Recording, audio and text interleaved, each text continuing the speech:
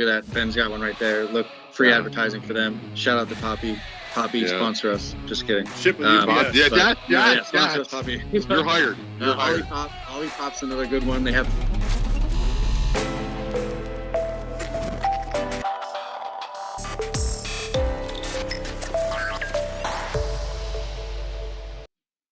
Welcome, everybody, to the All Bets Are Final Sports Podcast. This is the true sports podcast where you get your weekly entertainment, where you get all the goods in terms of betting advice when we actually provide it to you. I don't bet hockey. I've learned my lesson not to bet hockey, so I'm waiting for football season to come back around and gear up the FanDuel account. We're getting ready for that. And all of our opinions are unqualified, but tonight we got a special treat for you where the opinions are, at least in my opinion, are qualified. We've got our guest host with us tonight, Brandon Wilson. Brandon, how the hell are you? Doing great, Ben. How are you? Wonderful. I'm doing great. It's been a while since I've actually seen your face, so this is awesome. Brandon and I used to work together ages ago, right? And he was always my motivation, at least to keep me on the straight and narrow when it came to my workout regimen and my health, which is exactly what we're going to get into tonight. A lot of great questions, a lot of great information. Hope you're ready. Buckle up. And speaking of buckle up, here's our third leg of the tripod. You know, that center leg that hangs really long. Josh Long, how are you? Great, man. It was good to see you last weekend. It was a good time. Brandon, I turned 40. Oh, wow. I wear the hats on these podcasts now because my hair is graying, you know. Yeah. You're officially an old man. Stress will do that. My AARP card hasn't come in the mail yet, so still you waiting get on Social that. Security at 40? I don't know. Well, if they disbanded, who knows what the hell's going on, you know? I might have been making an investment that doesn't pay out. It's almost like crypto or some shit. Right. Or some NFTs or whatever. Yeah, the NFTs. I heard that people take pictures of their NFTs and then hang them on a wall. Like, that's the thing. That is true. To show. I used to take pictures of other people's NFTs and resell them online. There you go. I wonder. Yeah, I never did that, but I wonder how that's going to go. I technically own an NFT or two still. Not worth a damn. Yeah. Brandon had a couple of NFTs for a while. I got scammed, man. What can you say? Hey, you know, maybe they'll be worth something one day. It's like anything that has value or perceived value. It has value as long as it's coveted, right? Yeah, the moment you hold it too long and it's no longer coveted, you know, Beanie Babies. Beanie Babies are the original NFTs. Everybody collected those things. They traded, they bought. There's people who spent hundreds of thousands of dollars to collect them all. They ain't worth shit today. Right.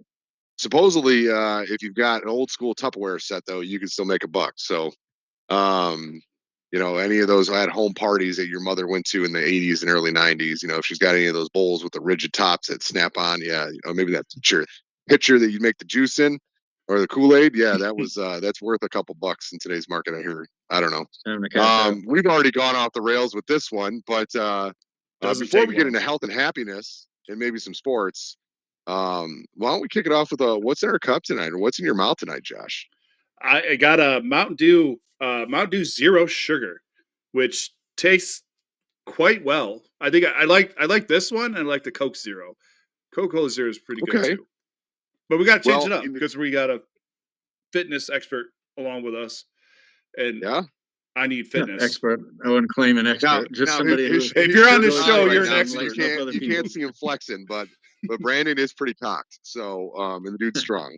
If Ben says so, it must be true. You know, you can't see his calves. He puts my calves to shame. Now, Ben's got those dad calves, you know? You can't compete with dad calves.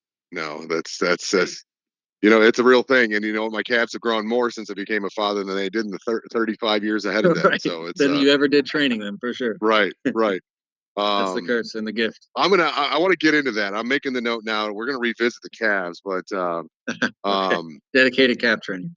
I'm going to spin this for a quick second because Josh brought up a good point. So he switched his soda to the zeros, right? And I know when I went on my initial weight loss journey, where I lost like almost 100 pounds years ago. This is before I met you, Brandon.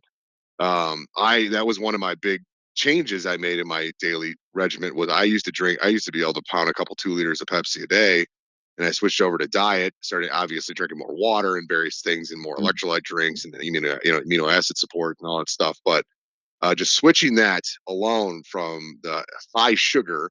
Granted, you know, there's a lot of stuff out there in terms of sweeteners, and there's thoughts that artificial sweeteners can be, in large quantities, could be complicated because it's not just in soda; it's practically in everything. I know, like high fructose Mm. corn syrup, thankfully you don't find in soda, but like sweeteners such as that have caused issues over time. Some still regimented okay by certain administrations and groups of people, but talk to me about making that switch. Like, is it beneficial? Is diet soda the better way to go? Yeah, I definitely recommend people to make the switch over to diet soda, or the zero sodas are great too. There's a lot of the new sodas that are coming out now, and granted they're a little bit expensive. Look at that, Ben's got one right there. Look, free Yeah, advertising for them. Shout out to Poppy. Poppy, yeah. sponsor us. Just kidding. Ship with Yeah, UPS. But yes, no, yes, yeah, sponsor yes. us, Poppy. You're hired. You're hired. Olipop's another good one. They have Olipop actually has probiotics in it. My girlfriend loves it. They're a little bit more expensive, but you can also have the diet sodas and the zero sodas. They're great as well. But the point of it is that they are 0 calories or close to 0 calories, or at least a much less lower calorie alternative to full sugar or full calorie soda, or just regular soda like Coca-Cola, Pepsi, Mountain Dew. All of those sodas, they have a lot of calories in them. Whereas the main point of switching to zero sugar alternatives is to get rid of those calories, because when if you're drinking 2 or 3 a day or possibly more, it could be 400, 600 calories a day that you're consuming through just a beverage. Whereas if you switched it to zero sugar, or diet soda, you could eliminate that 400 to 600 calories a day. And if you do that on a consistent basis, let's say you do it for a week, right? 1 week straight is 7 days. You do a 500 calorie deficit for 7 days.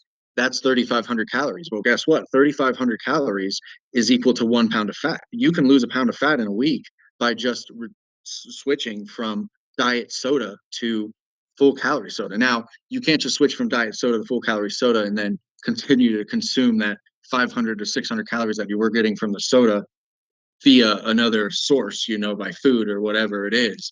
That would be a mistake. But if soda is a definitely great place to start, is if you're consuming that full calorie soda, to switch to the diet soda. And a lot of the stigma research lately, we've kind of been drilled into our heads since we were younger, at least when I was, is that diet soda and the zero sodas, those no calorie sweeteners, are not good for you.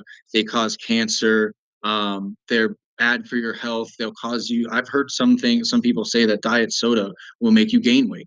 Like, there's so much false information out there and it's not entirely false, but you would need to consume an absurd amount of soda. Like, you would die from the consumption of liquids before you would die from the consumption of soda, to give yourself cancer or any adverse effects from the zero sugar proportion.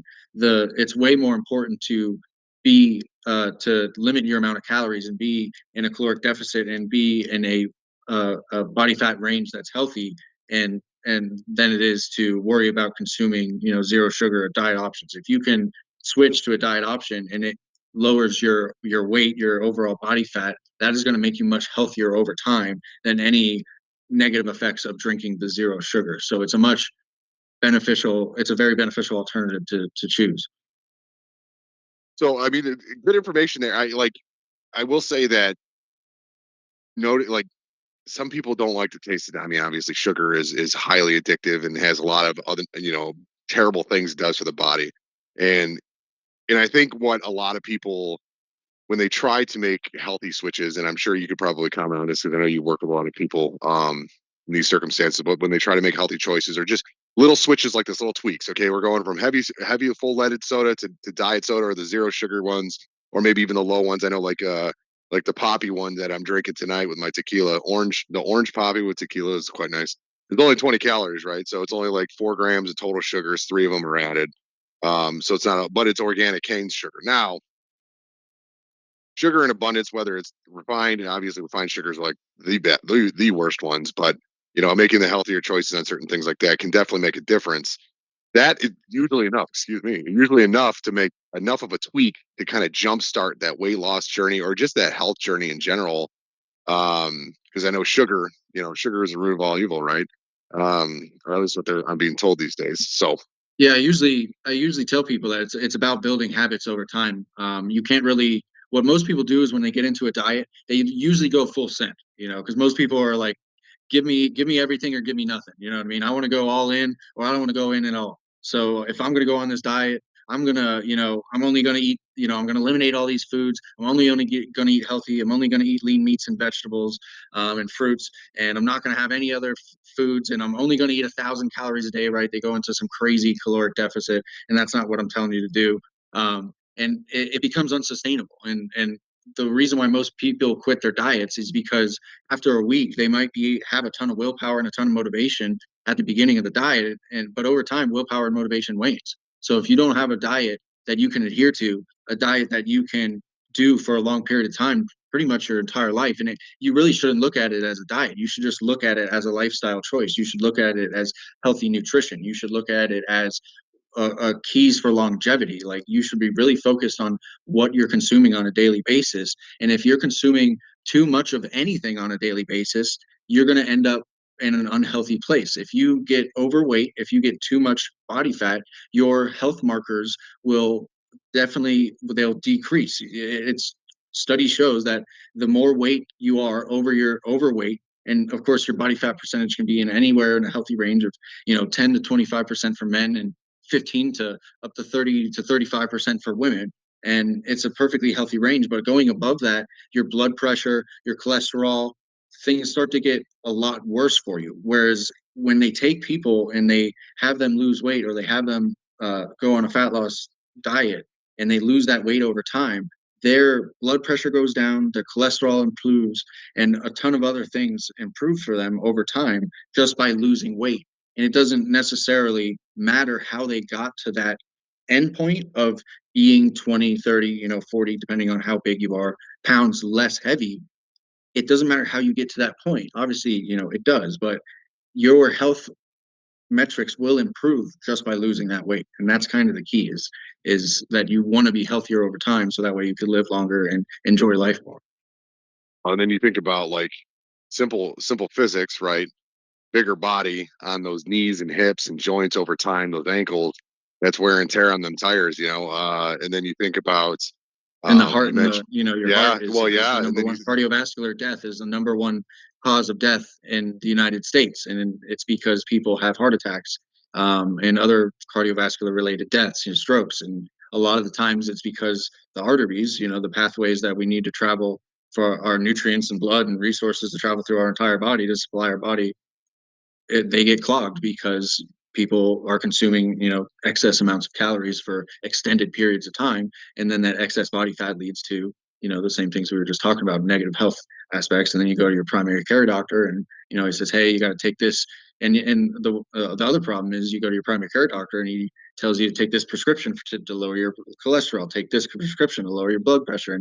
And of course, I'm not telling you not to take your prescriptions and stuff. They're all right in the right place, but you can do things. The doctor should be recommending, hey, you should probably shed 20 pounds. You should probably start walking 10,000 steps a day to get your caloric energy expenditure up every single day. That way you don't have to eat less food every day if you really don't want to. A lot of people forget that it's not just about eating less food. You can do more activity and then eat the same amount of food and lose weight. Obviously, you can't, if you're eating 3,000 to 4,000 calories a day, you're not going to burn 3,000 to 4,000 calories a day unless you're just, running a marathon. But if you're eating anywhere within a normal range of calories, 2,000 to 3,000 calories a day, if you get 10,000 steps in a day, or do some athletic thing like playing a team sport, or going for a run, or swimming, or dancing, or anything that burns a considerable amount of calories, then you're on the right path. Like, that's the right way to go. Like, that's how you want to prioritize your life.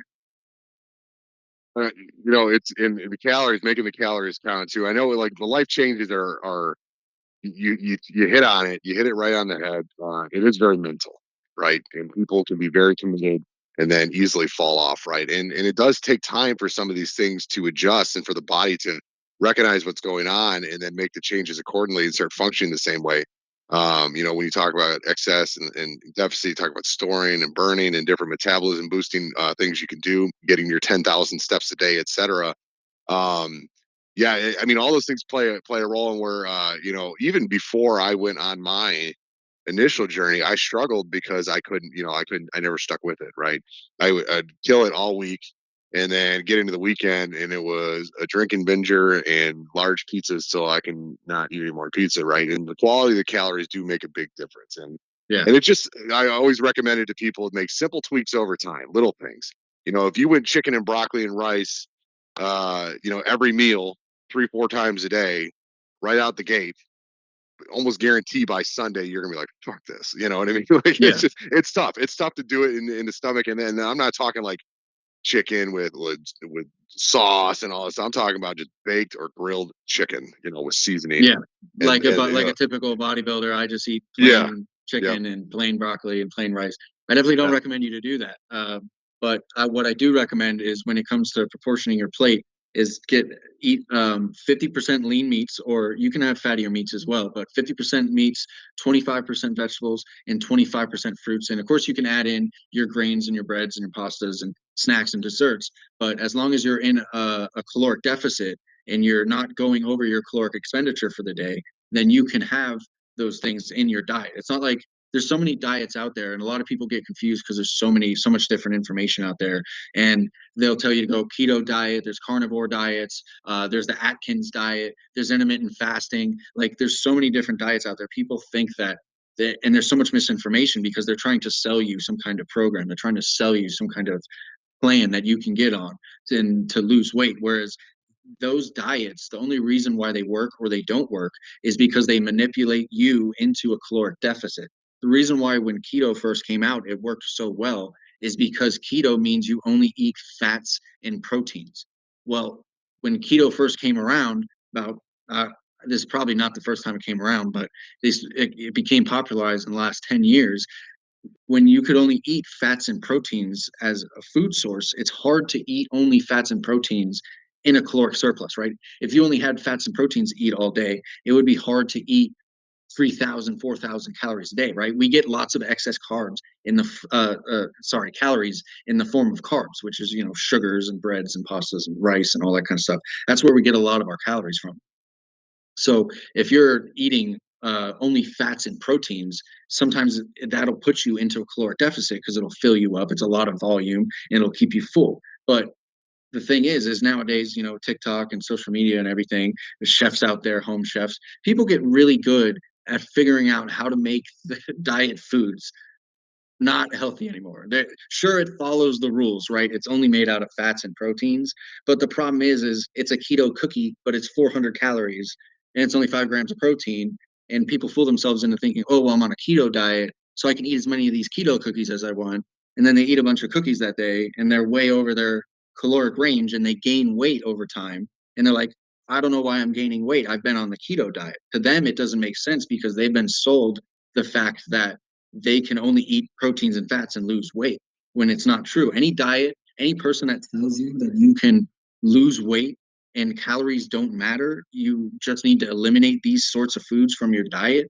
They're just trying to manipulate you into being in a caloric deficit and probably trying to sell you some program or meal plan to get you to lose weight because they think they have some secret way of losing weight when, like you said, Ben, it's physics, it's math at the end of the day. That's why when you talk to a real professional dietitian, they're called a dietitian because it's a mathematician that does dieting because when you talk about calories, let's say you burn 2,000 calories a day on average, which I think most people who are pretty sedentary and not over 200 pounds probably don't burn more than 2,000 calories a day, unless you have an active job or you really, you're into running or you play a team sport or something like that, then you're definitely burning more than 2,000 calories a day. You could be burning up to 3,000 calories a day, but those type of people don't have this issue for the most part.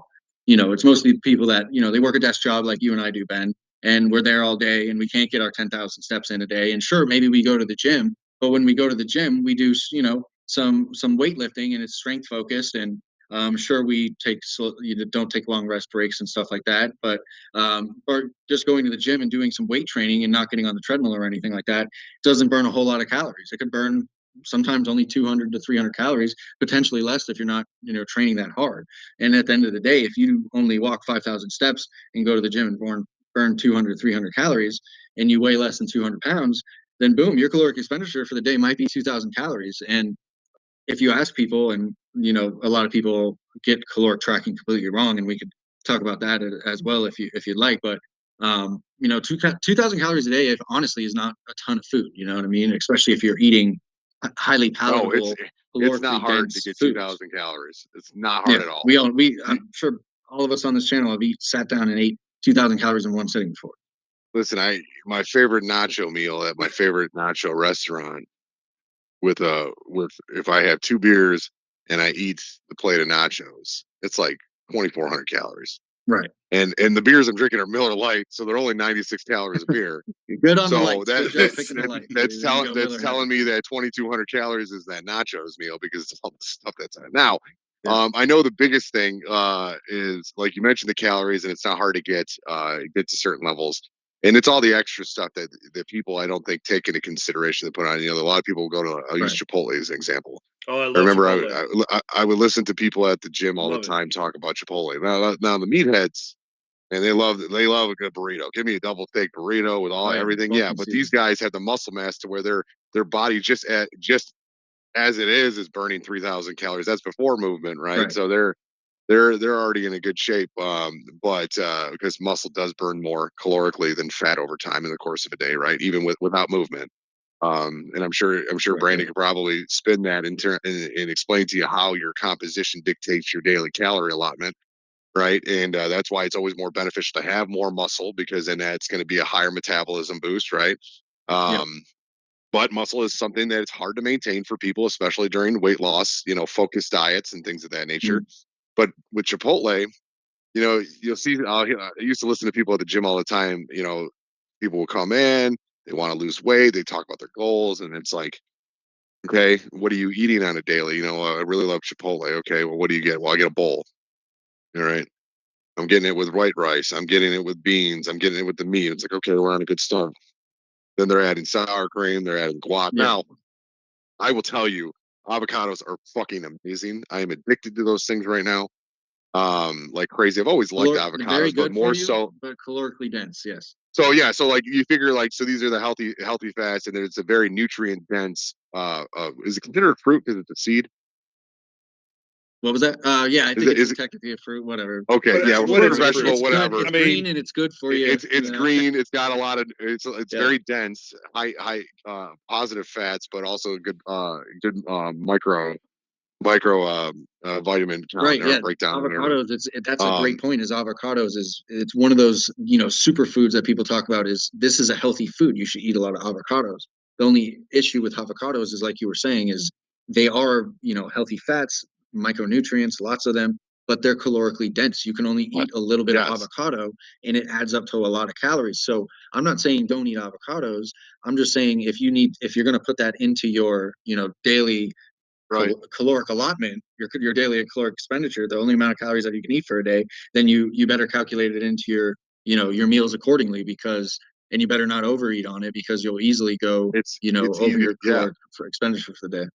it's easy to do. And then they put sour cream and like now the sour Yeah. creams that you get at Chipotle. I'm not going to say it's a bad sour cream because I really don't know. I just know that it's a whole milk vitamin, like a thick vitamin D sour cream.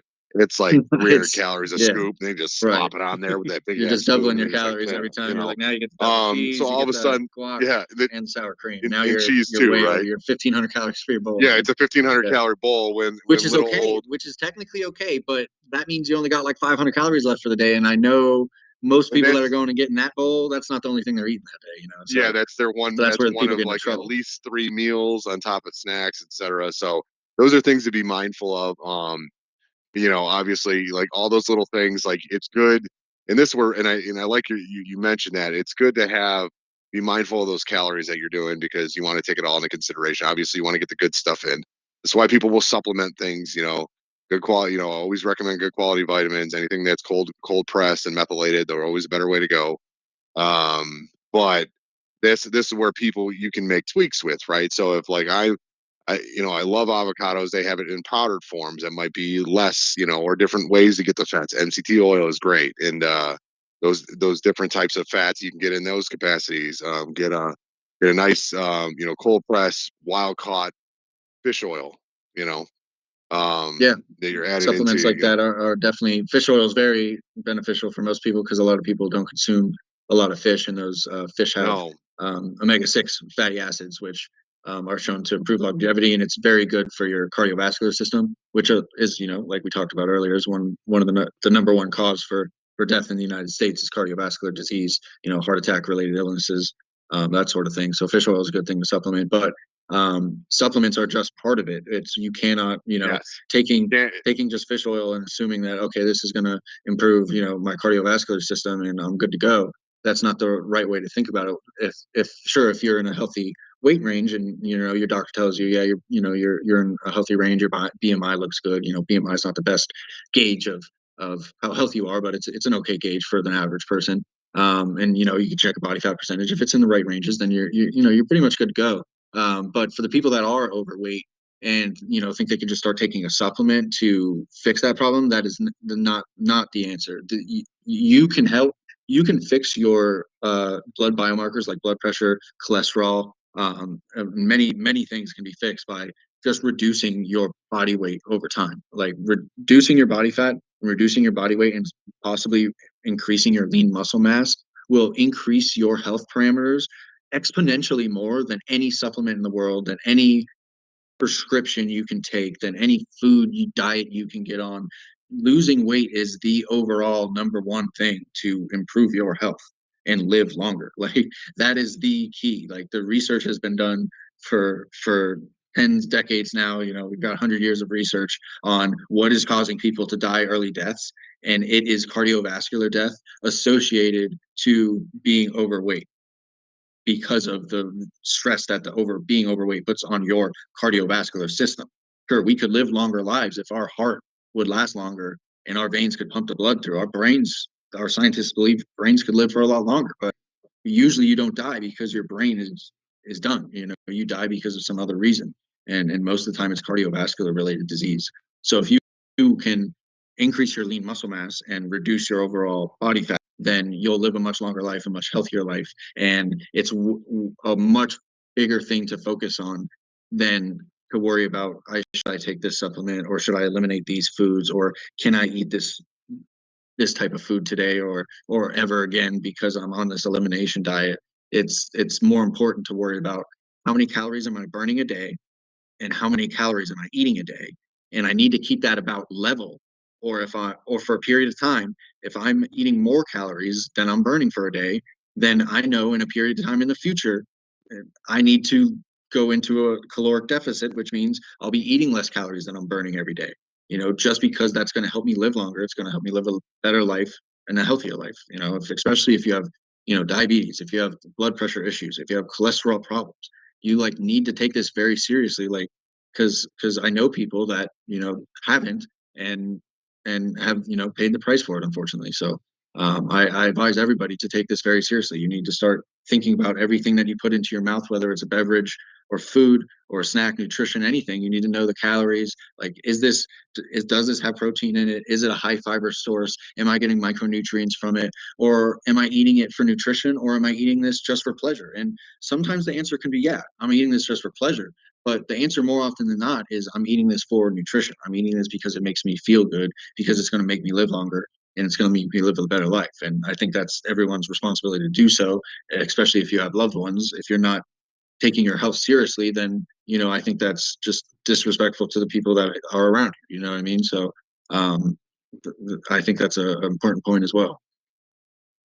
Well, tapping into your why, right? Tapping into what motivates you, why you want to be around, why you want longevity in your life, even if you don't necessarily have the family as your support system or backing you. It's simple things like, what do you want to do with your life for longer, right? And really tapping into that and just keeping that as your focus and setting that as your goal. Like, well, if I want to be able to sail the world, right? Well, I got to be healthy to be able to do that, and I ain't going to be able to do it at 40 because I'm going to work another 25 years before I can even Yeah, think about time is that. the number one thing. Right? So, you want that longevity. There's a stat out there, and I mean, this was from a few years back. I'm sure it's probably changed.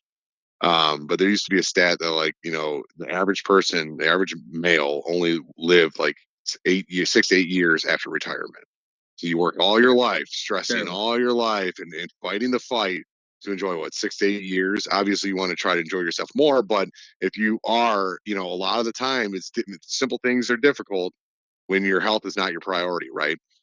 you're fatigued, you're tired, you don't want to do things. And there's a lot of things like, we could probably go for days, Brandon, on like, simple tweaks. Like you think about like the quality of the ingredients and stuff.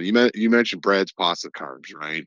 And I know there's a lot of stuff that's been coming out lately, especially when you consider like you look at us versus, and you've traveled the world, you look at our culture versus other, cultures overseas and things like that, even in ones that are like high fats, high calorie dense foods. Germany is one that comes example. There's a lot of dark beer, a lot of fried meats and greasy sausages But and a everything generally else, right? healthy population, But not they don't have obese. the obesity issues Right. like we have here. So I always recommend like what you're talking about, making the healthy switches, changing certain things, get comfortable in that space, and then start looking into, okay, well, maybe I won't buy these strawberries this time. I'll get the organic ones, or I'm not going to ingest enriched wheat flours anymore. I'm going to look for something a little bit better quality or organic, or go buy it from a local bakery as opposed to buy that loaf of Wonder Bread. Now, again, there's costs and everything associated. I don't want to get in the economics of all that shit because everything's expensive right now. Wonder Bread growing up used to be like 80 cents a loaf. Now it's like $4 just for some shitty bread, right? So I'm like, you're already spending money. You might as well find a way to eat the stuff you enjoy, right? But at the same time, keeping it within reason, and the caloric and the caloric deficit is the way to go on losing weight. That's exactly what I did through my journey initially. And I'm doing that now. Again, I moved back to Michigan, put on 30 pounds easily, and it's easy to do because the Caloric food's here. surplus. Yep. I Little things like donuts, for example. East Detroit Bakery. Here's a plug for East Detroit Bakery. The ladies over there at East Detroit Bakery make the best apple and cherry fritter in the whole world. They blow Jupiter donuts out of the water every step of the way. But people say it's That's because it's the right. water in Florida, which that could very well be because even though we have Flint, the Could water be. in Florida still sucks.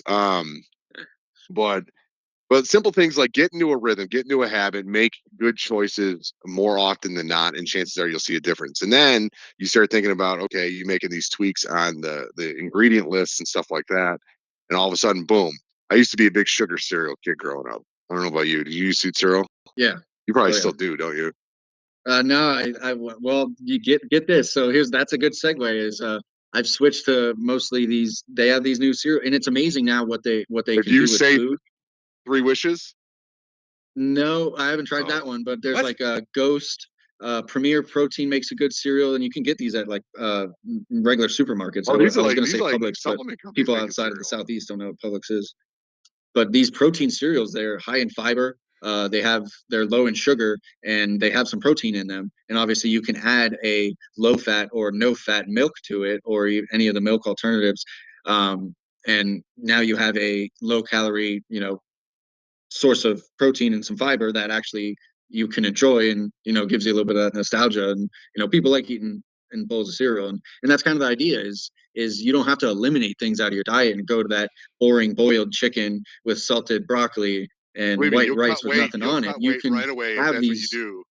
Yeah, you can have these good things. You just can just transition or change some things out for different alternatives. Like there's so many things out here. If you go to the grocery store and just take a minute, instead of just buying the pasta that you always buy, you can go down the aisle and get the high protein pasta. There's red lentil pasta that is almost 30 grams of protein a serving and tastes Yes. amazing, and it has a lot of fiber in it as well, and it's just an easy choice you can make from going from regular pasta that's literally just carbs. Like if you look at the back of a regular pasta next time you buy it, look, it's just carbs. Like, sure, you can have just carbs, but like I said, if you're trying to be in a caloric deficit throughout the day, and I haven't spoken about this yet, but this is really important, especially if you're losing weight or trying to grow muscle at all, or just trying to maintain muscle mass. And I always recommend everyone to at least maintain their muscle mass or grow more muscle. It's like the same thing I said about losing fat is to an extent.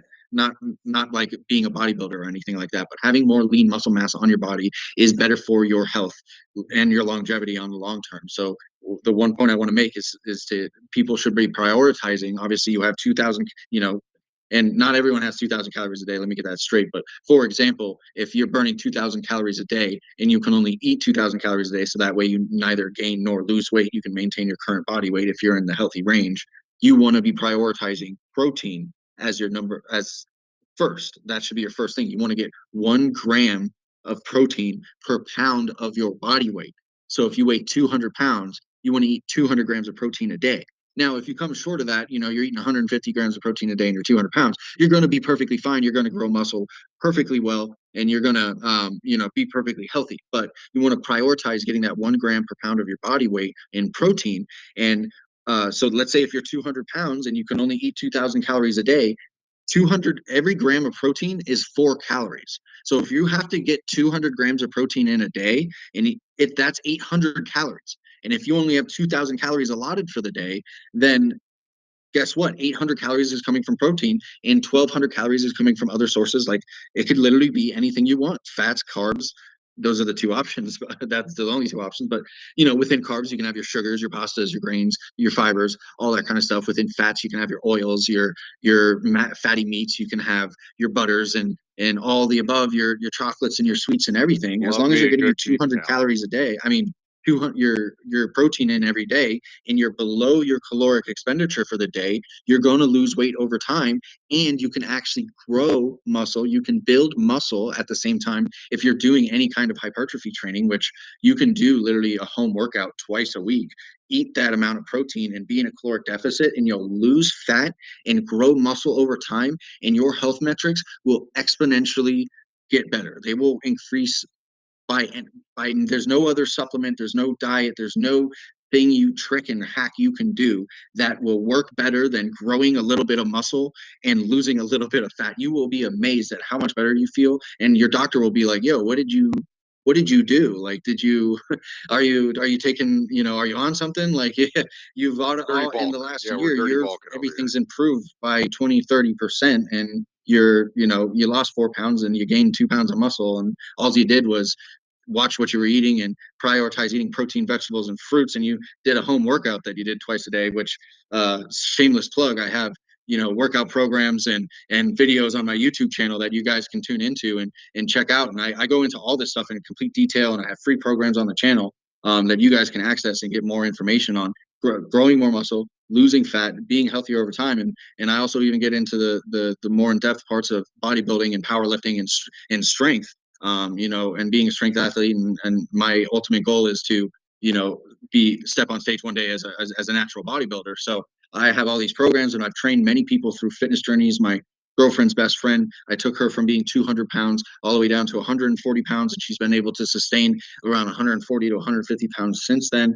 One of my best friends, he was 140 pounds in high school, and he was, one of considered a really small guy. He actually was one of those people that had to take, human growth hormone as a young kid, because he was only going to grow to be like 5'2". So he had to take Man, I need some of growth that. hormone, and I trained him up, and now he's, 190 pounds, and he's a power lifter, and he almost deadlifts, squats, and benches as much as I am. I couldn't be as, proud. And I have other people that I've been training up, you know, partners that go with me to the gym now, and people that have been training up, and other success stories, my own, weight loss and weight gain journey, and bulking and cutting for bodybuilding, and potentially, going on stage one day. So, check out my YouTube channel if you can, if you're listening to this podcast.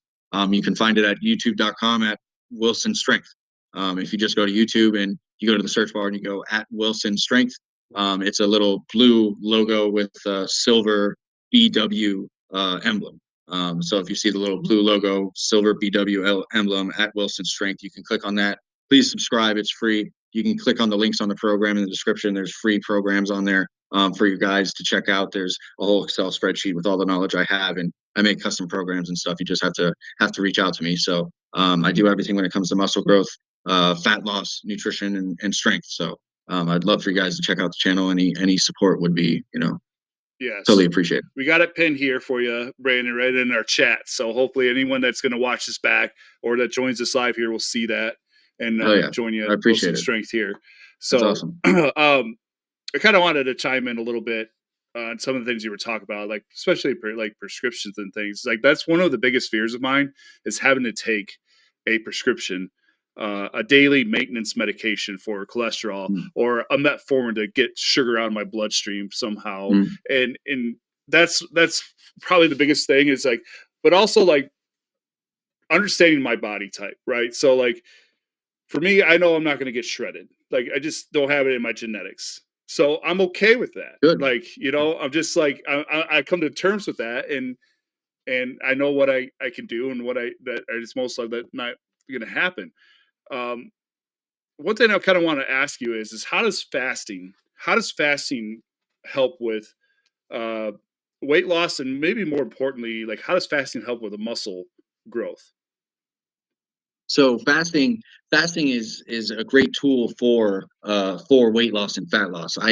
A lot of people will come across that, when they go on their fat loss journey for the first time, and maybe they just go on YouTube and they literally know nothing about nutrition and fat loss. They don't know how to track calories or anything. So they go on YouTube and they look up how to lose weight, and they click on the first thumbnail video that catches their eye. And it's probably not mine because I don't have a million views, but they click on the one that, and it might be some catchword that they've heard before, some buzzword like keto diet or carnivore diet, and they try out these different things. Or it could be, like you said, intermittent fasting. That's a very popular one. And actually, the reason why I said that is I started my journey when I was in college, and I was athletic growing up and trained, played football and stuff, and trained weights in high school for football and all that. But once I got into college and realized I wasn't going to be a professional athlete for a living, I started taking weight training a little bit more seriously because I was very serious when it came to sports and stuff too. So it was an easy translation for me. It's not very easy for everyone, but at least I'm thankful that it was easy for me. But once I started training in weights, I wanted to get stronger and build more muscle. So I started to do some research on how to do that the best way and the most efficient way. And the first thing I wanted to do before I started getting bigger was to lose some of the body fat I had accumulated in college. Playing video games, drinking, and partying and eating all the pizzas, The like Ben important says. things, the video games, and The Bill's the things. Nintendo diet will do it to Yes. you. Yeah, No problem. Yes. Yeah. You're not burning calories with the thumbs on the sticks, So unfortunately, maybe nowadays with the new VR stuff, now you can maybe burn some more calories doing that. Yeah, I'd be doing that But just vomiting. There's been stuff over time. I remember growing up in the NES, right? The Nintendo Entertainment System had oh yeah, the track and field, and we had Oh, the power gosh. pad where you had to sprint on that thing, and that was kind of cool. And then the Wii came out, had the Wii Yeah, Fit, yeah, you'll where be you could sit there surprised and that those play some doing interactive simple games. things like that burns calories, I'll and tell it's you, significant. when we came out with the bowling, I used to play a game so much, my shoulder Yeah, would fucking kill me at I the like end of the the day. baseball. Like, My dad and I like playing the tennis too. It was fun. there you go. But Yeah. but getting back to his point about the intermittent fasting, it's one of the things that because like I was saying, my first thing was before I want to start getting bigger again, I want to make sure I lose this body fat so I can have a six pack while I'm in college. But and then the general stuff college kid wants. So I stumbled on Girls like intermittent the six fasting. pack. Right, of course, yeah. So I Where stumbled I on was intermittent chasing the fasting. keg. I'm like, and I watched the videos, Thomas DeLauer, and this guy's shredded. Look, he's got a six pack, and Connor Murphy, and this guy does intermittent fasting, and they talk about not eating for 12 hours and 16 hours, and I was like, ex football player and stuff, so I thought that was kind of hardcore, not eating for 16 hours, and when I started doing it, it was hard, really hard at first, of course, because you're used to eating often, Right. you're used to eating multiple meals a day, but once you get into that kind of that state of intermittent fasting, that ketosis state that everyone talks about, ketogenesis, blah blah blah. I won't get into all that because it's really not important. It's not important at all. But I guess my point is the intermittent fasting, the why it's good at making people lose weight is because it manipulates you into a caloric deficit, like I was talking about earlier, like keto diets do, like Atkins diets do, and like any diets in the book do that tell you not to worry about calories. Is they're just trying to manipulate you into a caloric deficit, which is what intermittent fasting is fantastic for, and I recommend it for people that can actually maintain it. If you suffer, like get low blood sugar issues, and intermittent fasting probably not going to be a good idea for you, because you got to maintain your blood sugar levels. But if you don't have an issue with that, you can try fasting. Start doing, at first go for 4 hours, wake up in the morning, skip your breakfast. If you wake up at 8 a.m., wait until noon until you eat and see how you feel. If you're completely dragging through the morning and you can't do your daily job, or you can't function through school or whatever is the most important thing, right? Because that's more important, right? Your life and your career is more important. You need energy for that. So if you can't maintain energy while doing the most important things, then that sort of diet is not going to work out for you. But a lot of people, you hear them talk about, this is what got me into it, was you start to get to this like enlightened state of, after like 12 to 16 hours, they call it ketosis, where your body starts saying, oh wow, he's not going to give me any calories, so I better start burning some of this fat that's on my body for energy. And it's not as simple as that, because your body can always burn the fat that's on your body for energy. You don't need to be in a 12-hour fast or a 16-hour fast or a 24-hour fast or whatever they tell you. You don't have to be in that fast. Our bodies have evolved over hundreds of thousands of years of consuming different types of fats, proteins, and carbs.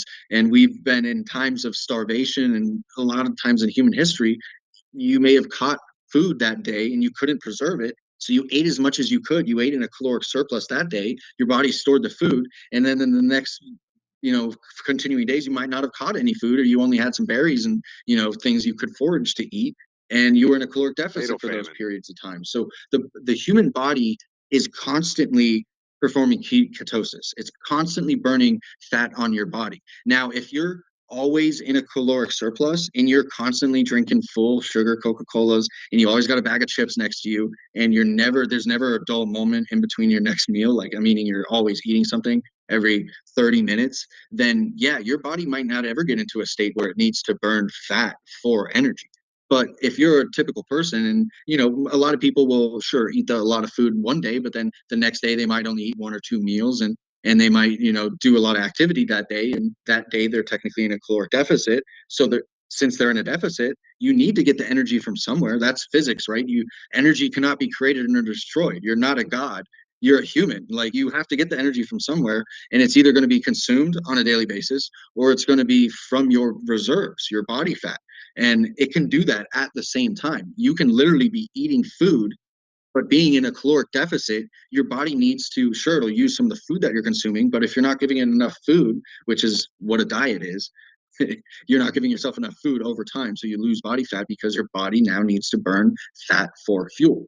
But a lot of people, what intermittent fasting say is like, oh, you have to be in that 12 to 16-hour window for that ketosis to start happening, for that body fat to start being used as energy. That's false information. Your body uses fat as energy whenever you do not give it excess calories, which, every one of us has been in, a period of time where we don't eat more calories than we're burning for a few days. You know what I mean? Just whether we're sick, and you can't eat, that whether you're laying in bed all day or not, you're burning calories. Like, even if you lay in bed all day, and you weigh 200 pounds, you probably burn 1,500 calories. If you're sick or sweating and all that, and you didn't consume any calories, then boom, you were in a caloric deficit of 1,500 calories that day. That's facts right there. So that means your body was burning fat for energy. And if you do that for an extended period of time, well, guess what? Then your body fat will go away, and you'll be healthier and in a better body. You're better aesthetically. You'll look better, and be in a healthier place. I will say, I mean, you hit on a ton of huge points that I think it was clear. I mean, it came through it But made yeah, sense. It so makes sense. It makes sense. Yeah. the main point was that the intermittent fasting is great, but it is designed to put you in a caloric deficit.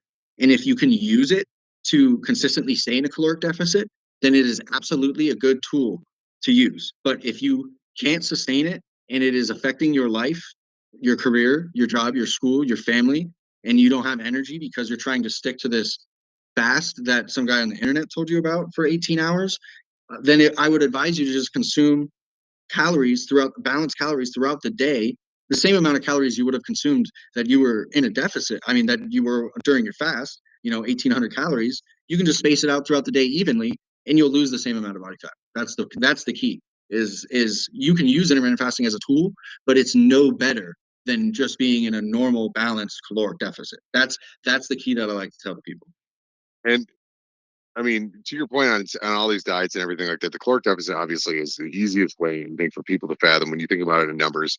If you said this before we went live on the show, 1 pound of fat is equivalent to 3,500 calories, right? So if you're creating a deficit of 500 calories a day, whether you're eating the amount that you should be eating a day and adding the activity to burn that 500, or you're finding a combination of that and subtracting from your caloric intake, or just pure Yeah. caloric intake. And a lot of the times, just Mhm. changing the foods you eat regularly can get you to that Right. Like number. we were Now, talking about the sodas. I Yep. will say, ladies, it is a little harder for a lot of ladies because maybe a ladies, based on their size and stature, Less might only calories to be work with. allotted Yep. 1,500 calories. Yep. So, I'm Yep. not telling you to eat 1,000. I will be the first to recommend that you never Mm. go below 1,200 at the Yeah. minimum.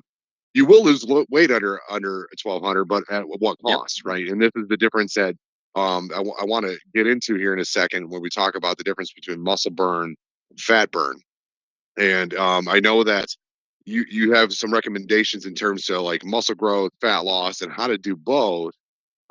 And so when I was managing the gyms and I had gone through my weight loss journey and I was working out pretty regularly 7 days a week, lifting fucking heavy, way more than I Yeah. ever should have. Stupid workouts. Like I should not have Hey, been we all done. go My there. back We all is go there. paying for all those deadlifts I've done A little bit of and ego ridiculous. lifting, Yeah, it was a lot of ego lifting, but I'm trying to keep up with the bodybuilders in the gym that I was working out with, the trainers that were just fucking competitors. They're pro competitors, and it's like, listen, I could be as strong as you guys. You watch, like, right, and Yeah, without but maybe sorry to tell you, Ben, you're not on the amount of maybe not that. gear. You're not on the amount of steroids that they're on. Yeah, No matter what and that's the supplement thing you is, take, no matter what diet you there do, no was matter how hard you train, you'll never be as big as strong as them because you're not yeah, taking the amount of yes, steroids that they're taking. yes, There's and no amount of work in the gym. and there, There's no diet plan you can do. There's no amount of protein that you can eat that'll make you as uh, big as that guy because you're not taking the amount of steroids that he's taking. right, That's the difference. It's not the like, amino acid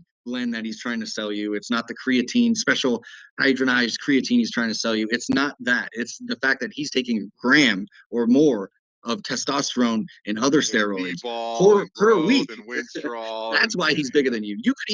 You could train much harder than him at the gym. But you automatically assume that he must be training harder than me. He's twice as big as me. Nah, some of these guys, they don't even need to train that hard. If you're on a certain amount of steroids, you will get absolutely big with only training minimal amounts. Dorian Yates is a great example of that. Mike yeah, Menzer is another yeah, great example. Low volume guys that were on tons of gear that got absolutely massive. Like so, yeah. So so never try now to we're compare yourself to the yeah, bodybuilder at the gym yeah, or the guy that's on and Instagram that's trying to sell you the supplement or and whatever. and Because women, he I know, he looks like that because he's on gear. yeah, and women who think they're going to get bulky by lifting weights, it's a fallacy too, and we can get into that. Right. But when I Yes, was managing the women, gyms, go ladies, ahead. you're not gonna step on stage for Miss Olympia just because you're starting to eat 1 gram per pound of protein and because you're training at the gym 4 times a week for 40 minutes a week. Like you are not gonna look like that lady that's over there that's literally on steroids. There's so many people out there in your commercial gyms nowadays that you're looking at and looking up to and comparing yourself to and wondering why, hey, why don't I look like them? Is because it's not because of you. It's not because of their nutrition. It's not, and a lot of times it's not even because they train harder than you. It might be. A lot of these guys are very, and ladies are very serious and train very hard, but some of them aren't, and some of them aren't even wanting to step on stage. They're just taking a certain amount of Yeah, of testosterone or steroids to look good, to look aesthetically pleasing. And I'm not talking about men who are taking testosterone replacement therapy, the minimal doses, 500 500 milligrams a week to keep their testosterone in a healthy range. That's not what I'm it would talking be about. That's it would be totally me. valid. That's And that's if a good taking idea. testosterone is all that you needed to do, I was in better shape before I got on it. I'm just Yeah, saying. I right. was in When you much were like naturally producing, when I testosterone was at a high yes, level on your own. yes, Right, right. and everything was great, and like so I lost the weight. I got a little bit. I thought I was in shape when I moved to Florida. I was not in shape, and then I got in shape when I You'll got find in the that out gym. when you come Like, to Florida. yeah, It's a I different learned environment. pretty quickly. I was a solid 225. I was 9% body fat. Like, it was good. Not And the good enough, crazy thing Greg. about, well, the way, gosh, you mentioned this earlier, like your genetics, right? At 9%, I didn't have a six pack. Brandon probably at 15% has a six pack. You know what I mean? Like, so True. it's a Yeah. Yeah. little Yeah, I different, but mean, Body I was fat also, percentage is also like it's I a was, tough thing to measure accurately. A lot of you yes, can be off by 5 or 6%, even with like some of the most accurate tests that you go to a doctor to get. So like yeah. doing body calipers or just doing a little hand grip thing or doing an eye test. A lot of people assume their body fat percentage pretty off. So, but Ben could be kind of 100% right. He could have been 100%. He could have been 9% body fat, and just because of the way his ab insertions are, they don't protrude through their body. And a lot of people judge, well, oh, I must not be lean yet because I don't have a six pack yet. That's That's a not mind true. fuck. Like That's a you're mind fuck. perfectly healthy at 15% body fat with 1 or 2 abs popping out. That's perfectly Yeah. fine. Now, yeah, if it's your goal The to obliques were the have a obvious six ones. pack, Like that's perfectly I had fine as well. those. So Yeah, I had the obliques. I had the top abs. Um, you sort of like if you, I mean, you could touch and feel. You know what I mean? They were there.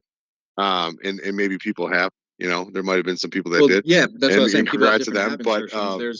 There's shredded bodybuilders that don't have a six pack because they literally don't have that type of ab right, insertion in right. they're in their anatomy. Like, it's just not how they got two abs, and they kind of got screwed by genetics for bodybuilding, but it is the way it is, so not everyone gets the nice, serrated six pack, and you shouldn't use that as your only judge to determine how lean and how healthy you are. And you don't have to be less than 10% body fat to be considered healthy, like you were saying. If you live in a place like LA or South Florida, the standards are a little bit higher than if you live maybe somewhere in the Northeast or the Midwest. You want to be able to take your shirt off at the beach, feel comfortable. There's always people walking around half naked. Half the girls in the gym aren't wearing anything but a G-string and a bra anyway to work out. Like, it's just, you should be comfortable anywhere, but as a man, between 10 and 20% body fat.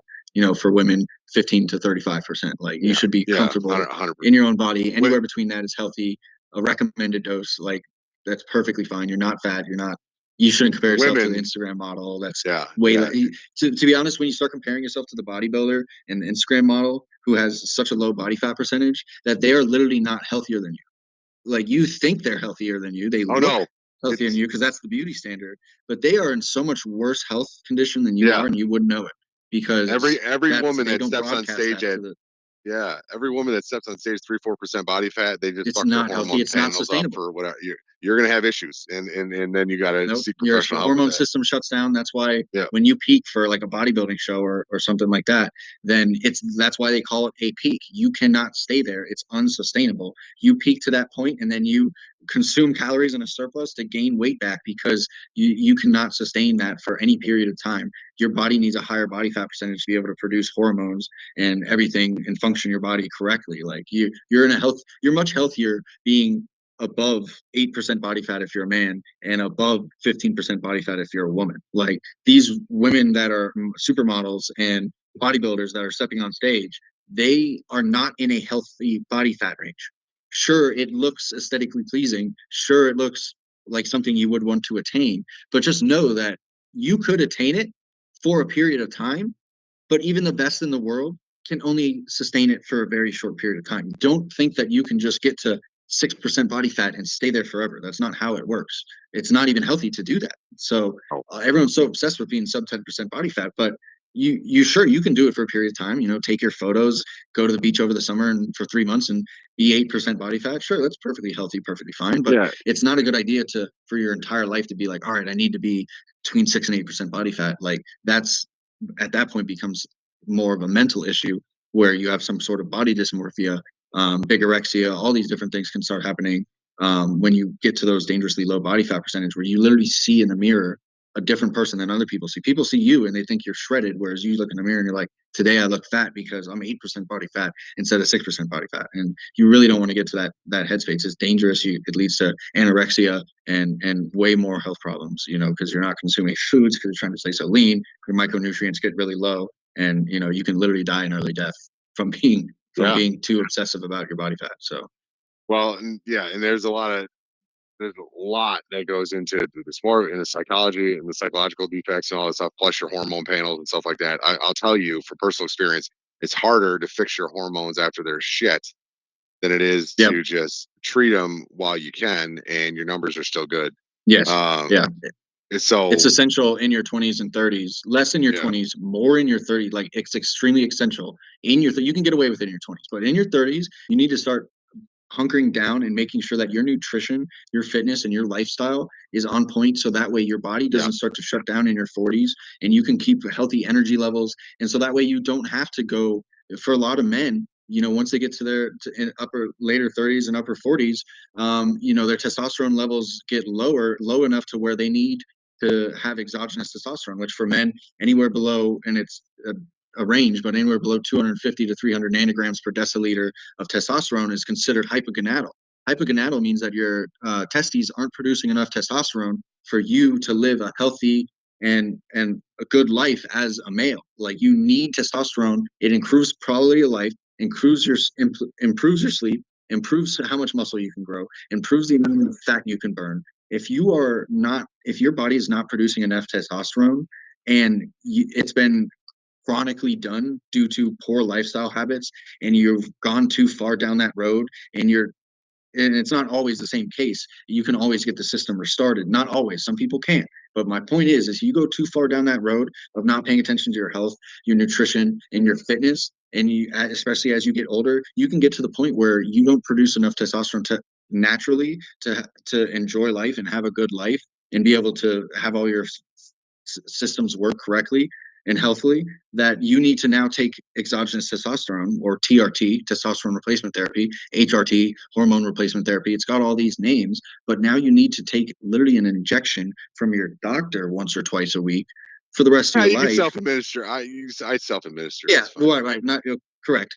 Yeah, everyone I self-administers hate now, and needles. to be honest, down the road it'll be much easier to It's administer, and it's very Needles. easy nowadays, especially with the fat loss drugs and everything. But do you really want to become dependent on no, a no. pharmaceutical like we were talking about earlier?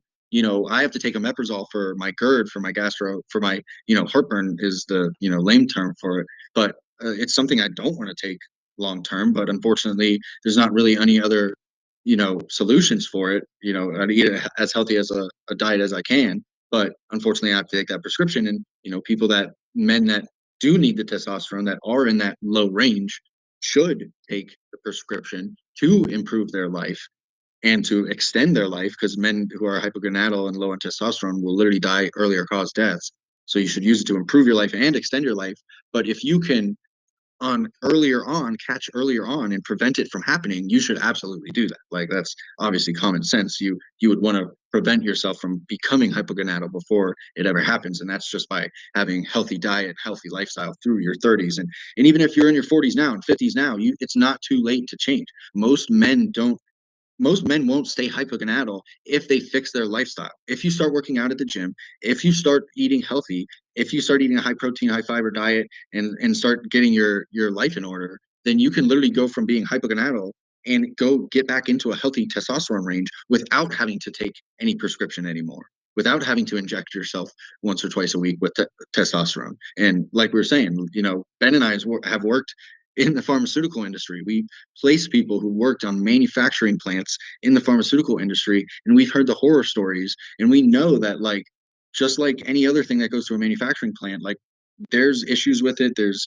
contaminants, and it happens way more often than you think with all the major pharmaceutical companies that you're getting all your prescriptions from. Yes, Like, it is happening every yes. day. They have to recall batches every single day. They fire people from the manufacturing line every single day from quality control, quality assurance issues. And if you're feeding yourself a prescription every day, then you are putting yourself at risk to those contaminants, to those control issues. And guess what? Those big pharma companies, they make billions of dollars. And if you get some health effect or some uncurable issue, like I did, GERD, I literally got GERD from taking antibiotics for too long, which is a pharmaceutical prescription that I was given by my primary care doctor. And now I have GERD for the remainder of my life, no matter how healthy of a diet I live. And that's one of the reasons why I made my change. But I have that permanently because I took an antibiotic that gave me a permanent health effect. So if you can stop yourself from taking these pharmaceuticals, it is 100% a good idea, because these manufacturing companies, they're just trying to make money off you. Like I was saying earlier, they make $1 billion. And if you have some issue and there's a class action lawsuit against them and they get sued for $1 million, well, guess what? They made $1 billion. They don't care that you sued them for 10 million, because that can just come out of their profit margin. But guess what? At the end of the day, you're stuck with whatever disease or whatever cancer or whatever problem that pharmaceutical gave you. And I'm not saying that all pharmaceuticals are dangerous and to stop taking your drugs. That's not the point at all. I'm just saying, if you can prevent yourself from getting to a point where you need some sort of exogenous drug to help you live your life, then you should definitely go that route. If you can prevent as much as possible, obviously Yeah, minimize preventative what maintenance. Yeah, I mean, yeah, Brandon and I seen some things with these companies, and yeah. as You wouldn't much believe. good as they're doing for everybody, Yeah, there's hazard to that. There's going to, not everything is perfect. There's no such thing as a perfect situation, right? They're gonna have issues, and I think the one that people will remember the most, this pandemic that went on, right? We had this pandemic, right? In Florida we didn't have a pandemic. Everywhere else there yeah. was a pandemic. We We did. played pandemic for like 2 weeks, and I then the couldn't go to the bars were gym for open and three everything. months, so there was definitely something going on. Well, That see, was you were there was going only to two times in my life I never go to the gym for an extended period of time. One was when I you were tore my going to the wrong ACL gym and had then, knee because surgery, and the other one was that COVID for 3 months. so So St. Lucie must have been up to something, or Stuart must have been up to something, because we my were gym working closed. out That's after all I like know. 3 months Pissed in me off. PG in Palm Beach. But but you remember when the Johnson and Johnson vaccine was recalled, right? Well, there might have been, other factors at play to, you mentioned bad batches and recalled batches and bad manufacturing practices and things like that, or maybe some contaminants that got in. Well, Yep. these companies use contract manufacturing to facilitate all this stuff because they didn't have the capacity to push it out all the time. And there might have been a key, manufacturer that was handling the facilitation of that and maybe had sent some bad batches out into the public and maybe caused some problems and had some issues, right? And maybe we made a lot of money placing people to try to fix that issue, right? So it's one of those things. My favorite one is that company in the Carolinas, the albuterol group. That was that was crazy. We never actually ended up placing anybody there because our supervisor may have had choice words with the owner of the company, but maybe one of the worst FDA reports I've ever read in my life. Anyways, Oh yeah, not to you can expose those groups, but I think you remember who I'm talking about. That was my client. So it's like, but anyway, yeah. Obviously, you want to minimize those things. I was making the point earlier that like I had tried. When I say tried, when I got in the best shape that I was currently in, working on everything, I did the intermittent fasting for 4 months, and then I did the keto for 4 months, and I did the paleo for 4 months, and I did all these things just to kind of see. At the end of the day, it was calorie deficit was the biggest thing. I hated intermittent fasting. When I was in the best shape of my life, Yeah. I couldn't. If I didn't eat every 2 hours, I was fucking an asshole. Yeah, some people like it, some people don't. Yeah. And it was one of those things. And my meal, it was rice, broccoli, chicken, or just chicken and broccoli, or chicken, or steak, broccoli, and rice. Like I had one steak meal a day, or it would be a beef. Or, I mean, sometimes if I didn't have steak, I'd make ground beef, whatever. But mostly chicken and broccoli and rice. And Yeah, that's that'll do tough. it. That's tough. That's tough. Yeah, I it's don't, I hard don't, to maintain if for sure. if you can maintain it, you'll see results phenomenally. If you can't maintain it, listen, like I don't blame you. Asparagus and Brussels sprouts, I learned to love during this. I used to not like them. I gained to love them because of the benefits of Yeah, asparagus and nutritional Brussels value. sprouts. Once you There's a start thinking lot of, about it that way, yeah. you'll You're like, start to where can I learn to like foods that you maximize may not while I'm like in the first minimizing? place. Yeah, where can I do this? So the Three Wishes cereal, going back to that, you should try this. My favorite is the chocolate one. My daughter loves the fruit one, but it's literally chickpea, tapioca, pea protein, organic cane sugar, cocoa, salt, and monk fruit, and that's like it. That's all that's in this whole thing, and it's like it's I'm looking 15 at grams Josh. or 20. It's He's like, here that like sounds the terrible. Yeah, you it lost me at sounds terrible, tapioca. but listen, I'm sure it when tastes good. you like when you want that's my cheat meal, but literally it's one cup is 3 grams of sugar, 8 grams of protein. You know what I mean? Yeah, 20 very grams of good. carb, 3 grams of fiber, whatever. But it's only 3 grams of sugar into it, and it's an organic cane sugar, and they use monk fruit for sweetener. So it's Yeah, like that's one of those things. Like if you can switch from fucking Cocoa Puffs to that, sorry, right. That's a big General life Mills or choice. whoever, Yeah, you know what I mean. Like making those simple tweaks will get you there. But I want to talk to you. I know we're still rolling with this. I want to talk to you about muscle. So we talk about yeah. workouts. You talked about caloric deficit. Let's talk it to the group that want to beef up the strength, want to put some pounds of positive pounds on their body. Dirty bulk. Let's dirty bulk this shit. Blah blah blah. Yeah, Um, man. no, You don't definitely dirty do the bulk, dirty but bulk. Don't recommend it. The most optimal place to put yourself to grow the most muscle is to put yourself in a slight caloric surplus. So this whole time we've been talking about caloric deficit because most people prioritize losing fat. We have a over obesity epidemic, so most people's yes, priorities are to get leaner. But when it comes to being leaner, losing fat, you also want to gain muscle. So some of us are in the space to where we're already pretty lean and we want to put on some extra muscle, maybe get stronger at the gym, just put on a few extra pounds. So the best way to do that is to be in a slight caloric surplus. So I'll go back to the example of 2000. Let's say you burn 2,000 calories a day. You're about 200 pounds like me. You're very sedentary. You only walk 5,000 steps a day. I obviously prioritize getting 10,000 steps a day, but let's say you only do about 5,000 steps, so you only burn 2,000 calories a day, and your main goal is to build muscle. You should put yourself into a slight caloric surplus. Now, you can still build muscle eating 2,000 calories a day or eating less than 2,000 calories a day. But if you're really lean, and this will come more to the skinny guys who maybe are, younger guys a lot of the times in their 20s who are, fresh out of college or fresh out of high school, and they maybe didn't train with weights before, but now they're getting into the gym, and, they're kind of stuck at that 140-pound range where they're kind of, not skinny, but not fat, and like kind of in between. You can definitely gain muscle and lose fat at the same time, which would be caloric maintenance. So you'd eat about 2,000 calories a day. If you're burning 2,000 calories a day, prioritize your protein, 1 gram per pound of your protein, and you can gain muscle and lose fat at the same time. Now, if your goal is only to gain muscle, like you're not worried about losing the fat loss part of it, you're trying to prioritize muscle growth specifically and be in the most optimal place for muscle growth, you're going to want to be in a slight caloric surplus. Now, that can be anywhere between, it's best to be safe, more than 300 calories in a surplus. So if you burn 2,000 calories a day, eat at least 2,300 calories a day. Most bodybuilders and people that are obviously prioritizing muscle growth would tell you to be in at least a 500 calorie surplus, which you can definitely do. That's perfectly fine. Just know that the more surplus you go into, the quicker you're going to gain weight, which you're like, okay, great. Like, that's my goal. I want to gain weight. But unfortunately, you're not just going to put on slabs of lean muscle mass in, a few weeks and a few days, no matter how hard you train in the gym, no matter how much protein you eat, right? So well, that's if you nonsense just because I don't want any of that. I want the slabs of muscle mass. Right. We all want it, but it's not going to happen that quickly. And if you just say, okay, well, I want it to happen fast, and I only burn 2,000 calories a day, and Brandon told me if I am in a 500 calorie surplus, I'll gain 1 pound a week. Well, then I'm just going to go in 1,000 calorie surplus, and I'll gain 2 pounds a week. Or some people even go crazy; they go even further, and they're saying I'm going to gain 3 or 4 pounds a week.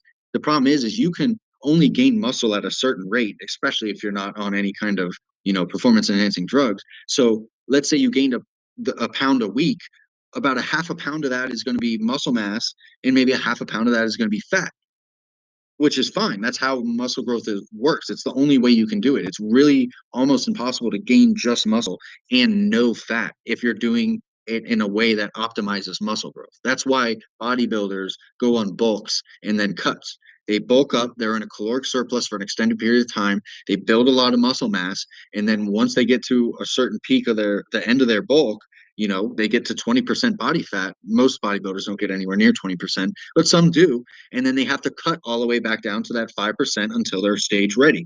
But the reason why they go up to 15 to 20% body fat in a bulk and they don't just stay at 10 to 5% body fat at all times is because being at 10 to 5% body fat and only eating 2,000 calories a day does not optimize muscle growth. Being in a caloric surplus and being at a slightly higher body fat percentage, 12 to 15 to 25 to not to 20% body fat, increases your ability to produce more muscle by the same metrics of training. So sure, you could go in the gym and say, I want to lose fat and grow muscle at the same time. You can do that, and it'll happen. You'll just grow slower at a much lower rate.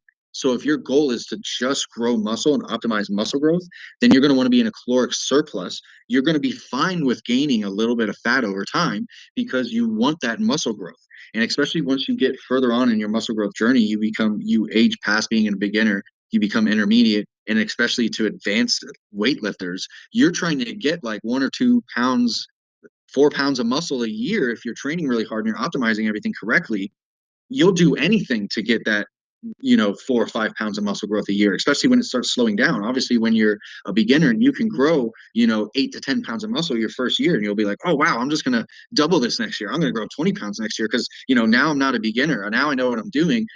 That's just not how it works, unfortunately. They always talk about newbie gains, beginner gains. You get tons of muscle growth at the beginning because your body has the propensity to build more muscle at that point. Right. But then once you get closer and closer to your genetic ceiling, you can't just grow muscle forever. Otherwise you could just be jacked all the time, without having to take steroids. So once you get close to that ceiling, it's like an exponential, it's like a growth curve, just like with stocks and everything like that. Once you get closer to that ceiling, it becomes harder and harder to get to the ceiling, and it takes longer and longer to get to the ceiling. So to optimize muscle growth, yeah, you need to be in a caloric surplus, a slight caloric surplus. That way you don't gain too much fat. That's what a dirty bulk would do. You would gain a lot of fat on a dirty bulk, which is fine. I've done dirty bulks too, and every professional bodybuilder has been there and done that. But as you kind of go through that process, you learn there's better ways to do it. So that way after your dirty bulk, you're not like, shit, now I got to lose 20 pounds of body fat to step on stage again because I gained so much body fat. If you just would have went in a less of a surplus and took your time and been patient, you could have gained more muscle over time. You would have gained less fat over time. And then at the end of your bulk, you wouldn't have had to lose, you maybe have to lose 15 pounds of fat instead of 20 pounds of fat, which everyone knows, that's a big difference. 5 pounds body fat, just getting It that is a started is a big it is difference, a lot. so It is a yeah. big difference. So I know there's a ton of great information there. Obviously, muscle gain is ultimately going to contribute to your metabolism spike. So the more lean muscle mass you have on your body, the higher your caloric. So this is if for those out there that are having difficulty trying to turn on the diet switch, right? And I say diet, but changing their nutrition intake.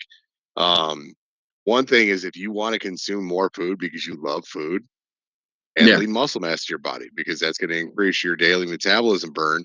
And the more lean muscle you have, the higher your metabolic impact will be.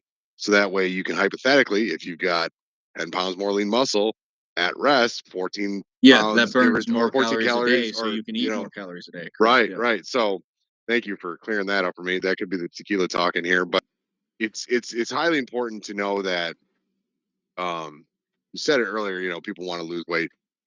Every woman that ever walked into the gym when I managed the gyms, and their goal was they want to look better. I mean, everybody wants to look better when they go to the gym. The tone is that Yeah. tone is Lean, also tone. Yeah. I want is to build creating lean lean muscle, not muscle. bulk muscle. Yes, yeah, lean, not bulk, right? Well, you're not gonna bulk, lady. It's not gonna happen. Yeah, Like it's what a you myth. mentioned It's earlier. not gonna. It's It's a not myth. real. Um, if that's if lifting weights purely is going to bulk you, I would be bigger than fucking Arnold right Right. now. Yeah. You Like and I have been like training for our whole lives to be that's not a looking like thing. Schwarzenegger, right? But we But don't but I because, want like we said earlier, we don't take the steroids. So to right, and I want to move into the weightlifting portion of that. You mentioned it earlier. You used the word hypertrophy. And that's a word that I absolutely love. And a lot of people are like, what the fuck is that? And everything of that nature. But um, if you can explain what hypertrophy is real quick and why, because so my thought is, I mean, the average listener, the average person, and this might happen more in certain groups than others, but like moving the body movement, you mentioned getting your 10,000 steps a day. There's even studies out now, like if you got up every hour and did 15 air squats every hour, every 2 hours, if you're sedentary, yeah, like just that movement alone will create things in your body, will speed up processes and create more oxygen flow, which can contribute to sure. Get the blood flowing. caloric Yeah, burn and and it'll burn various other things, calories. Yeah, right? get your Right. metabolism going. Yeah. But you're probably not going to get fucking jacked going on a walk. You know what I Right. mean? You got to have resistance training, and resistance training is crucial for a lot of things, not just from a health standpoint, bone density standpoint, Mm. cardiovascular improvement, muscle growth, like there's a lot of reasons why this is good. But if you could break down hypertrophy training to why that's key and that's crucial in these instances, um, you know, talk about the benefits of that, what it is, and what are the benefits of that. Yeah, so I recommend even if your goal is never to be a bodybuilder or step on stage or anything like that, or your goal isn't even to build more muscle or get a six pack or anything like that. I still recommend, if your goal is just to be healthy and live a longer life, I recommend to do some resistance training and or weight training, like you're saying, and that could be as basic as doing a home workout twice a week with some resistance bands or minor amounts of dumbbells. You don't need a lot of equipment, or obviously you could go to the gym and all the machines there are great. You can use the machines, but you want to you could obviously focus on certain muscles that you want to grow more, that you want to focus on more. But I recommend general hypertrophy training for everyone, and to focus on growing the large muscle groups like a bodybuilder would, or like a female fitness competitor would, who would step on stage. Because when you look at doing something at a high level or doing something at all, you look at the professionals in your field that are doing it, and you replicate what the professionals are doing. And the people who are best at building muscle and being lean and losing body fat are bodybuilders, fitness competitors. So what they're doing is they're training their muscle groups, obviously more often, up to 6 times a week, sometimes even professionals are doing twice a day and stuff like that. But for the Yeah. average person, you can get meaningful hypertrophy, which hypertrophy just means muscle growth. You can get meaningful muscle growth training not at a very intense level 2 to 3 times a week, or you can train more, or you can train slightly less. Even once a week is better than doing nothing, because when you're doing nothing, you're actually atrophying, which is the opposite of hypertrophy. Your muscles are slowly withering away. That's why as you age, you start to get smaller, and you're weaker, and you can't stretch as far, and you're not as flexible, because your muscles are slowly atrophying if you don't use them. So that's why resistance training is so important, because if you lose that muscle mass over time, like we were talking about earlier, and you slowly gain weight over time, you're doing the exact opposite thing we said to getting yourself into a healthier state. Getting yourself exponentially healthier is by gaining a little bit of muscle, and losing a little bit of fat will make you exponentially healthier. Whereas most people are going throughout their lives slowly losing muscle mass because they do not do any resistance training. The only type of muscle growth they did was when they were kids, and they used to run around on the playground and play sports and maybe do some weightlifting and doing things here or there, that kept the muscle mass on them. And, when you were younger, you're better at doing that. And, hormones come into play a lot with that as well. But most Americans are slowly atrophying and gaining muscle over time, which is the exact opposite thing that makes you healthy. And that's why we're seeing such a epidemic of cardiovascular disease related to obesity. And that's why cardiovascular disease is the number one mode of death in the United States, is because people are slowly losing their muscle mass and slowly gaining fat over time, which is putting them in an exponentially worse place over time. So you can easily reverse this. Don't worry, there's a cure. There's an instant fix for it. You can start today. You can go to my YouTube channel, check out the programs, look at the videos, all that stuff. But I'm going to literally right now, if you start doing some resistance training, like I said, that twice a week, and I have a home workout program on my channel. I have a video about it. You can check it out.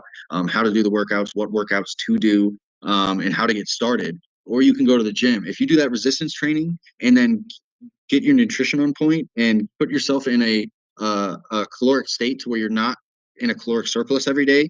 And some days you're in a caloric deficit, and some days you're in a slight caloric surplus. But as long as you're right around that caloric maintenance level is what they call it. So let's say you're burning 2,000 calories a day.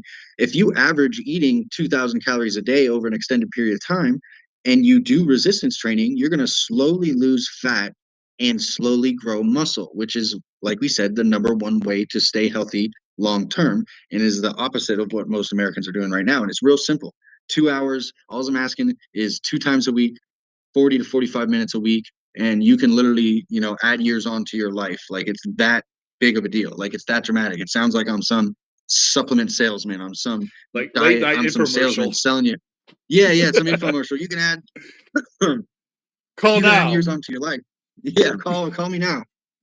But seriously, guys, just grow a little bit We'll of share muscle by Brandon's doing phone some number. minor resistance You should training, call him at 3 in the and morning. check out my YouTube channel. Hit me up on there. Subscribe, like the videos, comment below. I can give you. There's free programs on there. Click on the links. Brandon's a Get good access to texter. that. I'll post your number on all the bathroom stalls. Yeah, go ahead. Reach out to me directly. For a I good got you, bro. workout, call Brandon. Write him on But yeah, back at the door. it's real important. But But for yeah, people that are, optimizing hypertrophy the most, like, I have programs on there as well. If you're like an aspiring bodybuilder, or you just really into growing muscle and want to look aesthetically the best that you can, maybe you don't care about stepping on stage or anything like that. But I have hypertrophy programs that are volume focused, science based. That look at the most recent research. I don't make any of the stuff up on my own. I listen to the top minds in my field. I listen to the pro bodybuilders and the guys that have PhDs in the field in kinesiology and all that stuff. And I just regurgitate it to you guys in a way that's, understandable. And I have programs and stuff for you that are based off of that information. So if you want access to that, check out my channel at WilsonStrength on YouTube. They have the link pinned there below. So that's you got it up. you said something, and that's huge. You take it and you're just breaking it down so it's easier to understand. I know a lot of the time this can seem like very overwhelming for somebody who, especially if this is their first go around, or if they've struggled and they need to make a change, right? So obviously there are a lot of things that you're not going to understand from all of this that we've thrown out here tonight. The yeah, biggest thing to no take way. away, Takes me forever. if there were three short takeaways that you would say, like, listen, if you're going to start today on something, and your goal is weight loss, what are those 3 takeaways? What do you want them to just consider, like, put in the back of their mind to always be there when they're thinking about the next step? Right. So first thing, the number one thing that everyone needs to find out is how many calories are they burning every day, which we talked about that at length. And that's actually kind of somewhat difficult, if especially if you don't know what calories, anything about daily caloric expenditure or anything like that. The good thing is if you go to Google or any search engine and you look up, you can even go to the AI's, Chat GBT, all that kind of stuff, and you say, hey, I'm 6'1" and I'm a female and I weigh 174 pounds and I have a desk job and I walk this many steps a day and I pick up soccer with my friends for an hour on the weekends. Chat GBT will literally give you a rough estimate of how many calories you're burning a day. Or if you just search it on Google or any search engine, there's caloric expenditure calculators on there. The first few links, they're free. You click on them, you put your weight, your gender, some of them are even more generic. But the more stuff you put into there and your activity level and everything, it'll give you a rough estimate of how many calories you're burning a day. So that's number one. Figure out how many calories you're burning a day. And then number two, once you know how many calories you're burning a day, then you can eat. You can get to the portion of eating less calories than you're burning because hey, I did the calculator and it says 2,000 calories a day. So I'm going to make sure I'm in a 500 calorie deficit because a 500 calorie deficit puts me at a 3,500 calorie deficit for the week, which means I can lose 1 pound of fat a week. And that's a sustainable weight loss program. So I'm going to put myself in a 500 calorie deficit. So if you're burning 2,000 calories a day, that means you get 1,500 calories a day to eat. And if you have a problem eating those 1,500 calories a day, if that's not enough food, then you need to increase your caloric expenditure, which could be as simple as just walking more. Walking 10,000 steps a day could increase your caloric expenditure by 500 calories. And then boom, now you can eat 2,500 calories a day. If you're burning 3,000, if that's 3,000 calories a day, you know what I mean? As long as you're in that 500 calorie deficit, you're good. So if you increase your caloric expenditure to 3,000, now you can eat 2,500 calories a day instead of 1,500. And that's a lot more food. And you might feel full and that might give you energy. And you might find that that's way easier for a diet for you to follow. But in your head, you're like, well, this can't work because I'm eating more food on this diet. How could I lose weight better if I'm eating more food? It's because you're burning more calories and getting enough food for your micronutrients and everything. That's the key right there. The second that material. So when I was going on my weight loss journey, I had restricted my calorie intake and I wasn't losing weight. Sure, I lost a little bit of weight right out the gate. A lot of it was water. And I was burning my Metabolism muscle. slowed down I was a little my bit. metabolism slowed down and I was killing my muscle because I wasn't eating enough. Yeah, I went from an 1,800 calorie diet and I sat down with a nutrition coach and she put me on a 3,200 calorie diet. And all of a sudden, I got to eat a ton more food, and I started shredding weight like crazy because I was so active. I was working yeah. out. I Your was lifting expenditure was weights higher. for Yeah. an hour and a half a day. I was playing basketball for at least 1 hour a day. I was on some days. I was also like doing cardio drumming and a variety of other activities, and I was burning way too many calories. I wasn't eating enough back, Right. right, and Yeah, that's also what. wasn't hitting my macros in the process. So, Mhm. um, That's what I wanted you to know, warn people. Just like when you're in a bulk and you go into a dirty bulk and you gain too much fat and only a little bit of muscle, it's the same way when you're losing weight. Now, if you do resistance training, you can pretty much minimize this and actually sometimes you can grow muscle while you're losing fat, especially if you have some excess fat to deal with. Now, if you're getting less than 10% body fat and you're in a severe caloric deficit, you're going to start to lose some muscle mass. Like losing weight yeah, isn't exclusive. You don't just lose fat when you're losing weight. If you go into a diet and do absolutely no resistance training, you will lose muscle mass. Like your body, it knows to prioritize burning fat, but if it needs energy, it needs energy. And if it will burn your muscle away if you're not eating enough protein and you're not doing resistance training and you're in a steep caloric deficit, especially if you're at a low body fat percentage. Now, if you're at a high body fat percentage, like you're very overweight, you can go into a very steep caloric deficit and not lose any muscle mass and actually gain some muscle because your body can literally burn so much of your own fat for energy a day that it can recruit those resources it needs to grow some muscle and burn fat at the same time because you have so much excess of it. But if you're within a normal range, an average human, with a normal body fat percentage or a low body fat percentage, and you go into a caloric deficit without resistance training, without eating enough protein, then you're going to lose muscle mass. And like we were saying earlier, that's the number one way to make your health worse, is to lose muscle mass and gain fat. So you do not want to. One thing you really don't want to do with a yo-yo diet is go into a deficit, not do resistance training, lose muscle and fat during the cut. Like, okay, you lost some fat, but you lost some muscle. And then when you get off the diet, you gain the weight back. What a lot of people do is they go back to the weight that they were at before. But since they weren't doing resistance training during their diet, and they don't do resistance training on the way back up, they lost that muscle mass and never regained it. So now they're the same weight they were before, but at a slightly higher body fat percentage. And now they're less healthy than they were before they started the diet. And then they think, oh, the diet made me less healthy. Nah, yeah, no, it's because you didn't do the diet right. You weren't resistance training. You weren't, doing the appropriate things during the diet. You were maybe doing a crash diet, like you were saying, only eating 1,000 calories a day, and then all of a sudden 3 months later, you look like you survived cancer, not like you went on a cut. You want to look better afterwards. You want to look like you just survived, an illness, like, you know what I mean, which will happen if you don't do any resistance training. So that's, yeah, definitely a key, Ben, is to do that resistance training while you're on a deficit, so that way you're not losing that muscle mass, which, like you said, is crucial to keeping your metabolism up and keeping you healthy. And especially as we age, you need to keep that muscle on you. You don't want to at the lose your minimum. strength. Yeah. At the minimum, because you think about, At and least I use maintain. this At as least my, maintain. You don't have to go out there and grow. Yeah, you don't have to go out there and grow, but at least maintain. Yeah. I watched my grandmother, after my grandfather passed, she became less active. She became very sedentary. She sat in a Mm, chair. She watched TV. She rarely would get out.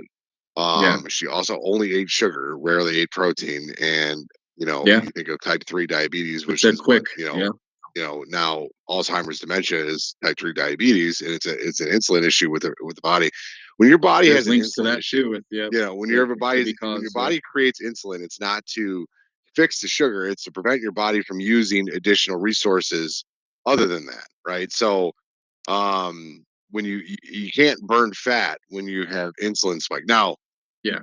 on the flip side, if you're a bodybuilder and you like to get a pump, filthy, freaking veiny, like crazy pump, and you're fucking lean and you want to go in the gym and get a nasty pump, eat a couple donuts before you go lift out. But I'm talking about Right. the guys that are like, Glycogen. Yeah. like those, like Not for the I average used, population, we used to advice. eat like a six fucking Yeah. donuts from Publix before a fucking workout, But and my then he's arms would also be got like, his calories and his macros all dialed in way further than yes, you could even yes, ever imagine. So yeah, yes. that's That's why all. he Your can body's a afford to whole eat a different donut composition. Whole different beforehand. Yeah, composition. he Whole different calculated it composition. into his macros and Yes, his calorie yes. expenditure for the day way before you even knew what calories were. So, I love that one. When I was at my leanest, I loved eating a fucking donut before a back yeah, a bunch day, of which I carbs knew before we you were went to the doing gym. heavy You get a good deadlifts, pump. Yeah. or a leg day, I still and I'd recommend used to that, do, especially if you're in a deficit. Eat yeah, carbs, yes, at yes, least 20 to 30 grams of carbs before you work out to yes. have a longer and better workout. Now the sugar spike was probably, contributing to other issues, but we won't get into that. But yeah, I mean, ideally, like the biggest thing here, the takeaway is like you can make small changes now and create a better, healthier lifestyle. Longevity is the key here. If you want it. When I was in high school, my economics teacher, who was a remarkable, probably one of the most intelligent people I've ever met, Dr. Booth. He had a doctorate, and this is back when teachers actually did that kind of shit. I don't know if they do that now, but I don't know they what don't they get do paid. now. They used to get paid back in the day. They don't get paid now, Yeah, so I don't yeah. I know. don't know. They I just don't know what they babysit, do man. now. They're just glorified babysitter. But he always had this thing: he who dies with the most toys wins, and that was his explanation to economics. And it's genius. He So who yeah, dies with the most toys wins, right? Um, and if you take that and apply it to your lifestyle and your fitness, and it's like he who dies, he who lives the longest wins, right? I feel as if you're making the correct changes and minimal changes, like little baby steps at a time. Baby steps, baby yeah, steps. If you're a financial guru, you probably listen to Gordon Ramsay, and he talks about not Gordon Ramsay. Who am I thinking Dave of? Dave Ramsey. Ramsey. Say Dave Ramsey. Gordon Ramsay. That's the chef, right? chef, yeah, Yeah, Ramsey. Yeah, no, Dave Ramsey. He'll talk about baby steps, right? Same thing with your fitness. Like, don't try, like, if you're somebody who has tried and failed, don't try to do everything overnight. yeah, Make a change. Get comfortable with the change. make another change. Get comfortable with that change. Make another change. Start Take the with 2 baby days a steps. week at home, and then after you can And do, let's say you do 50, 48 weeks out of the year, you got at least 2 workouts done at home for an entire year. You can make that goal for the 2025. And then when 2026 rolls around, you have an easy goal of doing 3 workouts for 2026 per week, at least 48 weeks out of the year. You give yourself a few weeks off, for vacation and everything like that. And you can even make it a little easier, make it 45 weeks and make it a goal and tally it every day. Making a visible tally that you mark every single day, or not every single day, but every week you get your 3 tallies or your 2 tallies, however many times you're going to go to the gym that you told yourself you were going to do at the beginning of the year, and you tally it off and you start going throughout the year and you're like, man, I'm at 25 tallies. I'm almost to 45. Like once I get to 45, I can take 2 weeks off if I want to, because because there's 2 weeks left at the end of the year, and then I can start next year and I can do one day a week better. Now instead of doing 2 days a week, I make it my goal next year to do 3 days a week. And then after I can do 3 week home workouts a week, maybe I think I'm ready for the gym membership. And then once I got the gym membership, I can go 4 days a week. And now I'm really into it. So now I got friends at the gym. Like I meet with people to go to the gym. It's like a social thing. You at that point, you've built a habit up over 1, 2, 3 years where you're like, if you don't go to the gym, you're missing out. Like if I don't go to the gym for 4 or 5 days for an injury or vacation or whatever, I'm like, yo, I need to get back to the gym. Like the guys are not going to see me. They're going to think I'm slacking on my program. You know what I mean? People hold you accountable. So building those habits up over time, it just start slow instead of just, slamming your way into it and going all or nothing, that's, yeah, 100%. Because if you set the bar too high, you'll never attain the bar, right? where you The won't stick to object it. is Yeah. the object is easy goals, attainable goals, and you want to get Make a into habit. It takes 3 months to make parents. a habit. And then once that's Yeah, a habit, you can start on the next thing. Yeah. right. Parents, Great way to parents, go. I know will often have the excuse time, and I'm a parent. And listen, like Yeah. I've only been to the gym a couple times this week, knowing that I'm going into Friday. So if I'm going to get to the gym tomorrow, Saturday, and Sunday, I've got to get there at least one more time. Mm. For my goal. My goal is at least 3 times a week in the gym. I do stuff at home as well, and I will always get my minimum 10,000 steps in a day. Yeah, you're Thankfully, doing thankfully most of my it, to be office has honest. this. Like Yeah, that's it's 90% of it. Anything above, like that's 90% of it. And I think most people need to understand that is you don't have to be the guy that goes to the gym 6 days a week. The guy that's going to the gym 6 days a week is optimizing everything. He is doing that because he wants that extra 10% of muscle gains, like that extra little bit of 10%. But you're going to get 90% of what you could have gotten just by doing what Ben just said, doing 2 workouts at home a week and going to the gym once or twice a week, if you or like even less than racing, that. And yeah, exactly. if you like Yeah, racing, you're you're getting always most of gonna it. laugh. It's You're like gonna that laugh curve the we were person on talking the about. couch. Yeah, You you're get always gonna most laugh of the person on the everything couch. by doing that. The bodybuilders Yes. are doing just to get that extra Don't. 10%, just like Yeah. an athlete would. Yeah, the athletes. You think about the small percentage of Yeah, athletes an out there, athlete would but do anything to get a 1% boost on their, 40 speed, or their punch power if they're a boxer, or their 3-point shot. Could you imagine if you told an NBA player, like, hey, I have this guaranteed way to increase your 3-point percentage by 1%? They would be like, yo, I'll give you $1,000,000. Like, because that's their job. That's what they're professional athletes at. They train every single day shooting shots to make their field goal percentage just 1% better. So I that's always what use the Kobe. professionals do. That's not I what always love everyone the has to Kobe do. example. Yeah. Kobe talked about how so when you think about like when the comparison like LeBron, Michael, those guys are just naturally gifted to a certain degree. Kobe was gifted, but he had to work at his gift substantially harder to hone it. He wasn't like there was something he was lacking that the other two had just because of who they are. But what Kobe did was he forced himself to get up and get an extra workout in. He figured if I got extra workout in the morning, 7 days a week, he calculated that how many extra workouts that would be a Yeah. year and how much practice it takes to perfect certain shots and perfect certain things about the game. And he put himself one workout ahead of the rest of his competition, which helped him excel to be who he was. And I love Right. that about that because that's the work ethic going in. Now, again, you don't have to reinvent the wheel overnight. You don't have to build Rome in a day.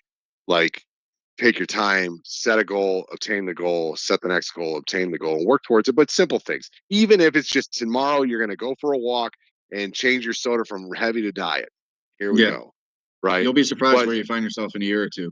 You'll be you you'll be in a mentioned much it, better place. you mentioned athletics. Now, Brandon, enlighten us. You're a Saints fan, right? Yep. How are they doing this offseason? How do you feel? Well, with I don't think Derek Carr is the answer at quarterback, unfortunately. So anything you do around a quarterback that potentially isn't the answer, then it's hard to it's hard to be hopeful. But I like what they did acquiring the and I'm terrible with name, but the 49ers offensive coordinator that won, when the 49ers won the Super Bowl 2 years ago. We took their offensive coordinator and made him our offensive coordinator. So we're doing a lot of running a lot more under center with fullbacks and running backs and trying to take the pressure off of Derek Carr and do more play action stuff like the 49ers did with Brock Purdy, who's arguably not the most athletic or the best quarterback either. And the Saints have some similar talent to what the 49ers had, with Kyle Juszczyk. We have Taysom Hill, who's very athletic and can block and can run and pass, actually. Can throw the ball too. So they were playing him way more at fullback and tight end and stuff like that. And then you have Alvin Kamara, who's a very dynamic running back who, fortunately, he's starting to get to the end of his career. So we really need to make something happen if we're going to make something happen with him at the running back. And we have some good tight ends coming up that can block really well. So I think that move of grabbing that offensive coordinator from the 49ers, and then this offseason, we went and took the offensive coordinator from the Eagles, who obviously just won the Super Bowl, and their offense is very similar to that, under center, run the ball down their throat, then go play action, and just have the quarterback, manage the game and not turn the ball over. I think that's the only way the Saints will see success with Derek Carr, because as he gets older, he's never been a mobile quarterback. He's a pocket passer. And man, I watch every Saints game, and I watch him. He couldn't get away from a snail. He couldn't get away from your grandma in the parking lot. Like, he is slow, man. Like, that defensive tackle sheds the block, and Josh Allen, Lamar Jackson, Patrick Mahomes, even these young guys that are coming up, Herbert and the guy for the that I drafted that played for the Redskins this year, the rookie, what's his name?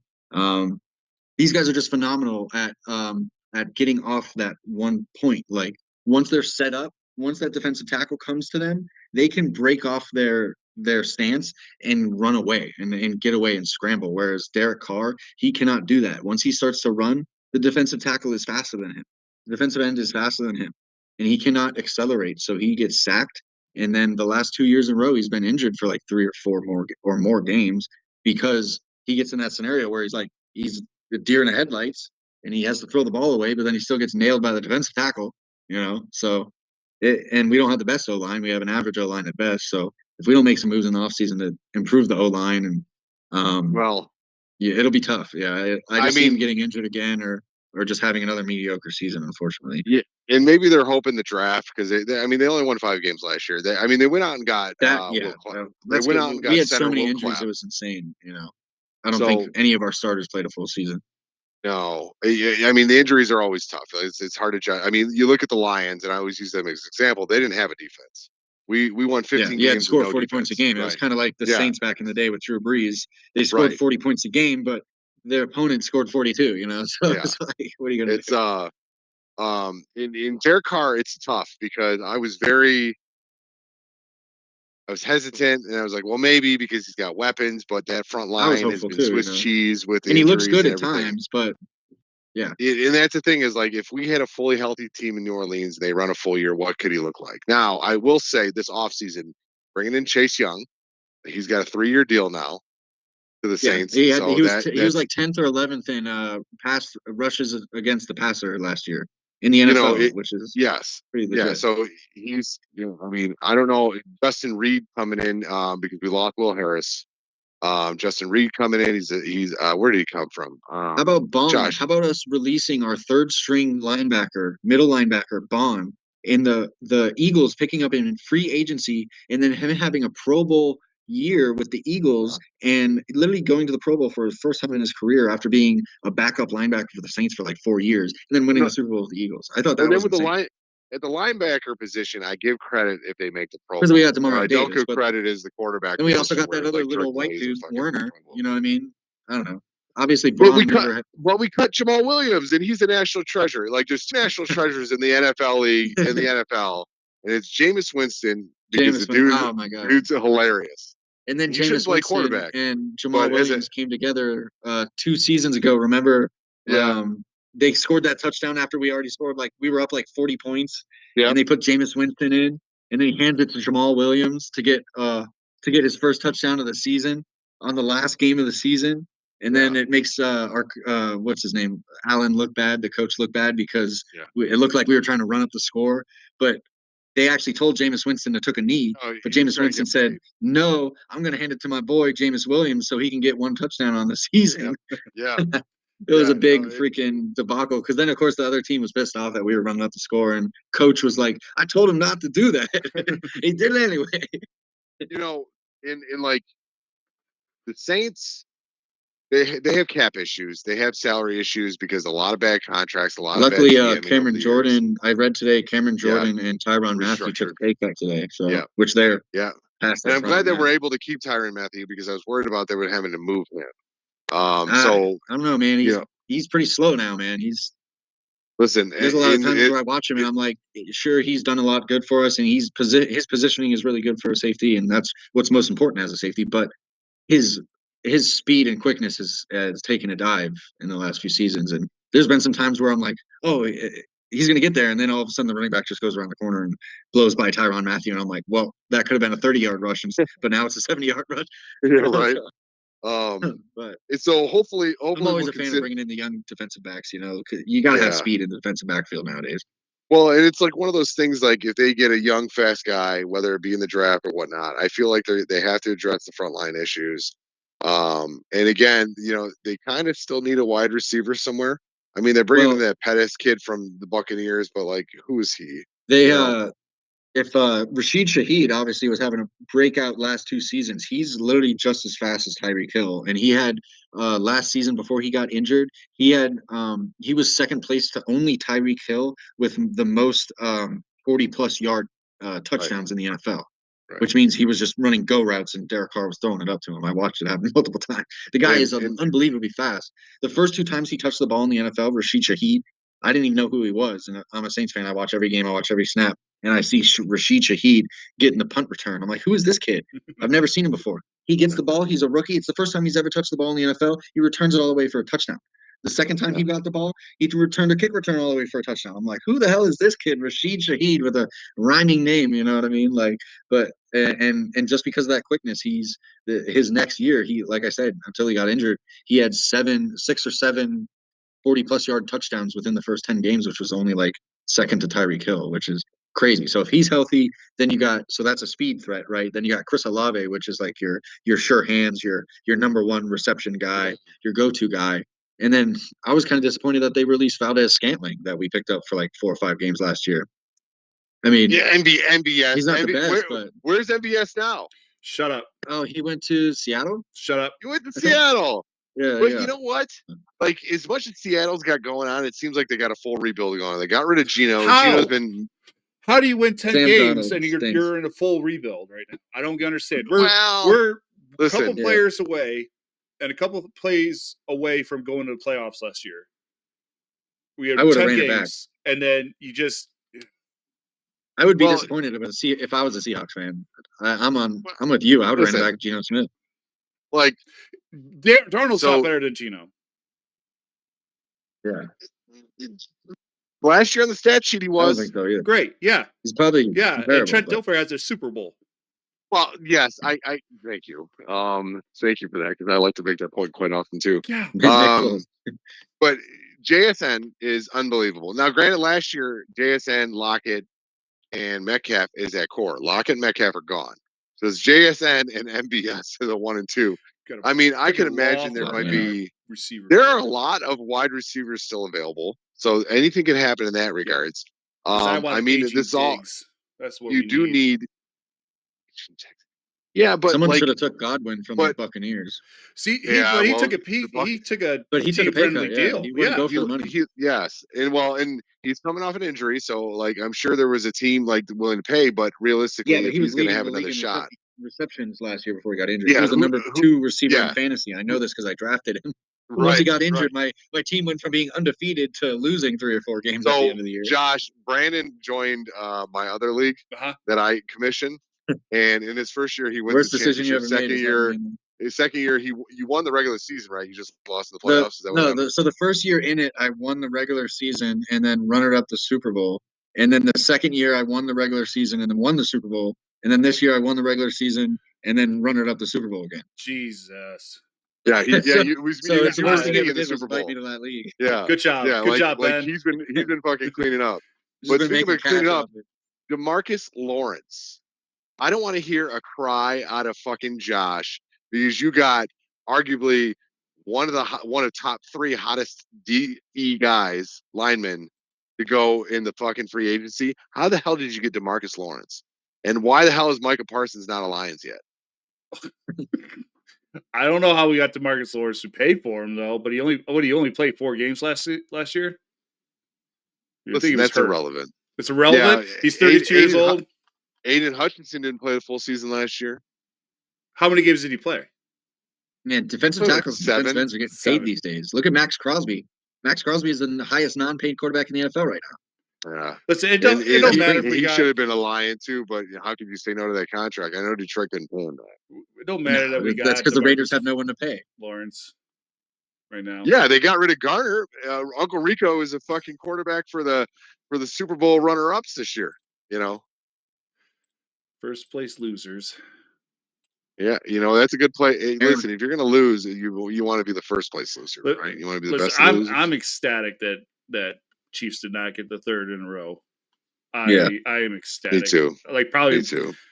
Probably just like everyone else, minus the Swiftie fans. Well, the problem is I struggle with the Eagles too because, and it's not the Eagles. I don't dislike the Eagles. I dislike the Philly fans. I dislike the fans. Yeah. Mike and Neary are about the only 2 Philly fans I enjoy. Everybody else, fuck off. Would you rather have Aaron Rodgers or Russell Wilson? Aaron. I'd take Aaron. This is tough. That's a tough question. I would think I would take Aaron. I mean, he sucked so bad last year, though. Yeah, but Russ wasn't great either. Yeah, I mean, but they did so much better. Now I will say Russ. I like if last year is our only factor. Yeah. The problem is like Aaron Rodgers is one of those staples that it's hard to differentiate myself or to separate him completely and be like, okay, because it could be just the fucking Jets. The Jets, for whatever reason, are the black hole of the W. That's facts, yeah. You know what I mean? They can kill anybody's career. It doesn't matter. So it's hard to see what the hell's like truthfully there.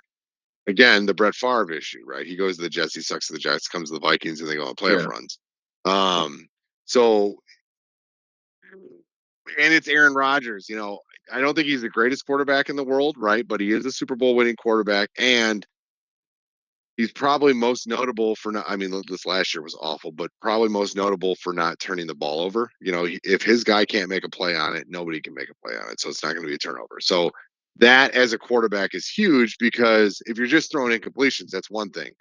You'll get completions, but if you're putting yourself against the wall, the other team is scoring, and you're creating turnovers, you got issues with that. Russell Wilson, I don't think Russell Wilson played bad last year. No. I don't think he played great, but he wasn't bad. But again, the Steelers, even when Roethlisberger was there, he was never the leader of on the stat sheet. Like Antonio Brown might have been, but Roethlisberger was never the number 1 QB. Yeah, all they had to do was get 20-something points a game, and their defense would hang him in there. Exactly, and Mike Tomlin runs such a tight ship with that he could hypothetically, probably make I don't the see playoffs them with a aligning broomstick. though. Aaron Rodgers and Mike Tomlin. Is Rodgers officially a Steeler now? No. I mean, it looks like it's going to be. That's where I thought it was going to be, right? I think I said that in our group chat, Josh, with Dylan, that he was going to be, and I feel like he's going to be either a Steeler or a Giant. I really want it. Well, Giant would suck for him. Giant would be a terrible move. He's not going to win as a Giant. He'd just get paid as a Giant. The Vikings are the best team in the NFL without a quarterback besides J.J. McCarthy. And Devontae Adams hasn't been signed yet, right? Or is he going? No, he's going to the Rams. He's going to the Rams, right? I agree because the Vikings are the best chance for him to get another ring. Because if Sam Darnold could get the Vikings 14 wins, Aaron Rodgers can get the 10. Like, that's not a stretch. 10 or 11 will make the playoffs, probably, right? Their defense is so good, and they have so many weapons. They got the best receiver in the NFL. You got a good running back. Yeah, got a great O-line. So Good yeah, defense. if he wants to And get Aaron another Jones ring, reunited, right? it's got to be the Vikings. Because if Aaron you're Jones, if you're going Pittsburgh, you're going to the AFC gauntlet of possibly playing Ravens, Bills, Oh, Chiefs. Lamar. Yeah. Yeah, you ain't beating Yeah. them. Where Ain't- NFC, ain't coming out there. the Niners are down. Let's just face it, Niners are down. What your competition, your stiffest competition, if you get into playoffs, would probably be the Eagles, which are beatable Lions. sometimes. what Yeah. if you go to the North? No, everyone knows If you you want go to to go the NFC, not playoffs, AFC. through the NFC route, you'll have Yeah, a you're better gonna have shot. Lions. You want to go NFC, not AFC. Yeah. That's a fact. Lions, Rams, and Eagles next year, right? Are the teams Yeah, that but probably got the run. I'll take that all day over the Bills, Yeah. Chiefs, and Ravens. You throw the Bengals I don't in know, that mix though. too, maybe. I don't know though. Bills, Chiefs, Ravens. I don't want to play any of those teams ever. If I'm any team, I want to play the Ravens in the playoffs because they don't do shit in the playoffs. They're like Well, the Cowboys. they great at choking in the playoffs, but still, when it comes to like firepower, like you don't want to go against the Ravens, dude. Listen, like the Ravens, how they didn't go to the dance this year still blows my mind. And it's got to be a combination of play calling because in the playoffs, for whatever reason, Harbaugh, and I don't know if this is Harbaugh, if it's Lamar or both, but or the OC, whoever's calling the plays over there.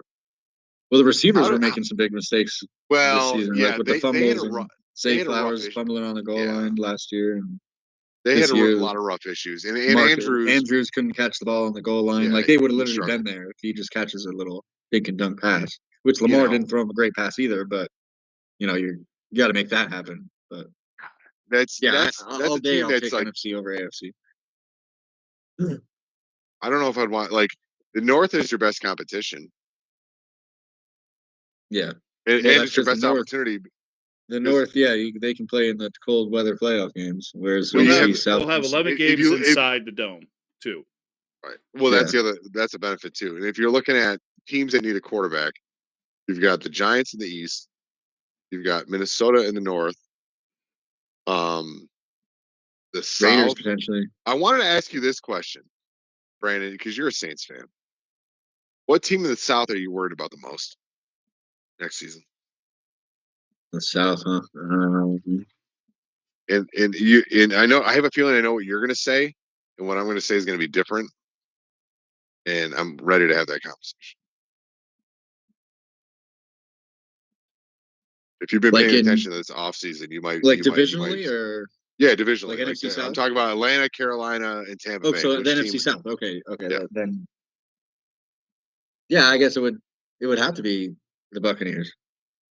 I mean, what's Atlanta going to do next year? I have no clue, honestly. There's one team that's winning this offseason right now. Carolina stinks, and that's always. Carolina. Carolina is winning this offseason. I haven't heard them do anything. They are signing fucking everybody. They just got Rico Dowdle. So they got a running back room. They went and got Rico Dowdle. Do they still have Bryce Young as the starting quarterback? Well, see, that's the factor, okay. Right? They still have Bryce Young as a quarterback. Thank you. And that might be 5 wins. That might be. So they extended JC Horn, right? Which they needed to because the dude's a fucking monster. But they went out and got Tershawn Wharton from the Chiefs. They went and got Michael Jackson. Oh, well, they re-signed him. Really, he's alive. Got him. Yeah, Michael Jackson. Oh, thank God. They went and got Trevion Morig from the Raiders. They go into the Vikings and get Pat Jones the second. They went to the Rams and got Bobby Brown the third. They signed Tommy Tremble, which I ain't worried about him. He was in Carolina to begin with, but he's a good blocking tight end. They went out and got Rico Dowdle, which was probably the bigger thing. So this is the backup running back that had 1,000 yards last season with the Cowboys. The Cowboys were trash, right? They re-signed a bunch of their front line. They went and got Sam Martin at punt. The old school Pam, guy. Christian Rosenbroom from the Rams, also sneaking another Ram out there. There's just been a lot of key free. They've been really active in free agency. It worries a little bit. When you're that consistently bad, you got to make some changes. So. And they've got draft picks again, and it's one of those things. Like now, I don't think they're going to replace the quarterback, and maybe this is mediocre. But they can go and look at a wide receiver. Bryce Young. They can go look at a weapon this year. He was terrible, but he did start to pick it up towards the end of the season a little bit. I don't know. That's not anything to bank I on. mean, I've seen him. I've the seen him play division was god terrible. awful, The god division awful was a lot. terrible. So anybody in Yeah. that division that who has a shot to win a game is going to shine. Right. My worry is that the Buccaneers are old, the Panthers are young, and they have plenty of flexibility and movability to add value through the draft if they draft well and they draft smart. But Again, a lot of ifs. out of those 4 teams, though, I think the Bucks have the best quarterback and they have the best wide receiver out of those 4 teams. They have Baker Mayfield and they have Chris Godwin. So out of those 4 teams, name it, there's not a better quarterback, and out of those 4 teams, there's not a better receiver than Chris Godwin.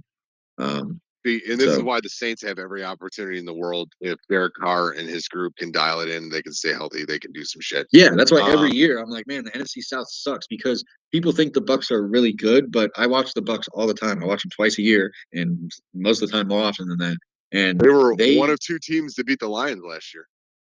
a big deal. Like, but Now then they play the Saints, and the Saints blow them out. Like I see them stink they every year. they beat they beat the Lions game 2 of the season, and we came off of the Rams win in week 1, where we straight bullied balled them Yeah, I in mean the overtime Saints had and the ran it down number the one throat, points and then we scored don't in the first fucking 2 run it weeks at of the all. season last year, but that didn't turn out to be anything. We scored 84 points in the first 2 weeks. It was like close to a record or something, and then everything turned to dog. We lost 6 straight after Yeah. that, I think. Derek Carr was the top fantasy quarterback the first 4 or 5 weeks of the season, and all Yeah, of a sudden he went to shit. yeah, we had the number one offense for the first 2 weeks. Scored like 80 something points, and Josh, I then want to ask you this. we lost 2 close games, and then Carr got injured, and that was the end of the season. So, Josh, I want to ask you the same question with your division. What team are you worried about the most? Rams. Without a doubt. I think so. They have I don't know how they did not get into rebuild mode last year or the year before that. I have no idea. Because they gave Yeah, after winning the Super Bowl, yeah. they did kind of Stafford have a down year though. They definitely Stafford had a down year. restructured. Yeah. But Stafford their restructured. down year is like, making the playoffs. That's a down year for them. Yeah, Well, they're doing pretty good. Cooper Kupp is a free agent. Seattle is one of his places he's looking at. I don't know if he'll land him though. It doesn't matter. It doesn't matter because we have Darnold and we have a Swiss cheese offensive line. It ain't gonna matter if we get him. Yeah, but Cooper Kupp and JSN with Darnold and fucking Kenneth Walker, assuming he says you got to fix the front line. I get it. Right. I get it. But You've got if a Darnold has a 2 defensive seconds before he's monster if getting he's healthy. pressure, it ain't gonna matter. No, the only reason Darnold was good with the Vikings is because he had all day. Oh yeah. So we could still have Metcalf. We could have Adams. We could have had Rodgers is throwing the ball. It ain't gonna matter. Yeah, that's the issue with the NFL nowadays. Is defensive Are they linemen gonna are so good that if you don't have a Yeah, quarterback that can move, you're not going to make it. do they draft That's a the QB reality. this Yeah, it's year? not just like the quarterback now has to he has to be an expert decision maker. He has to be very conservative, not to turn the ball over, and he has to be extremely mobile, like sometimes more mobile than running backs, and have a rocket arm too. Like if you don't have all those things, like are you going to make it to the Super Bowl? No, because there's 4 or 5 other teams that do have a quarterback that have all those things. So it's tough.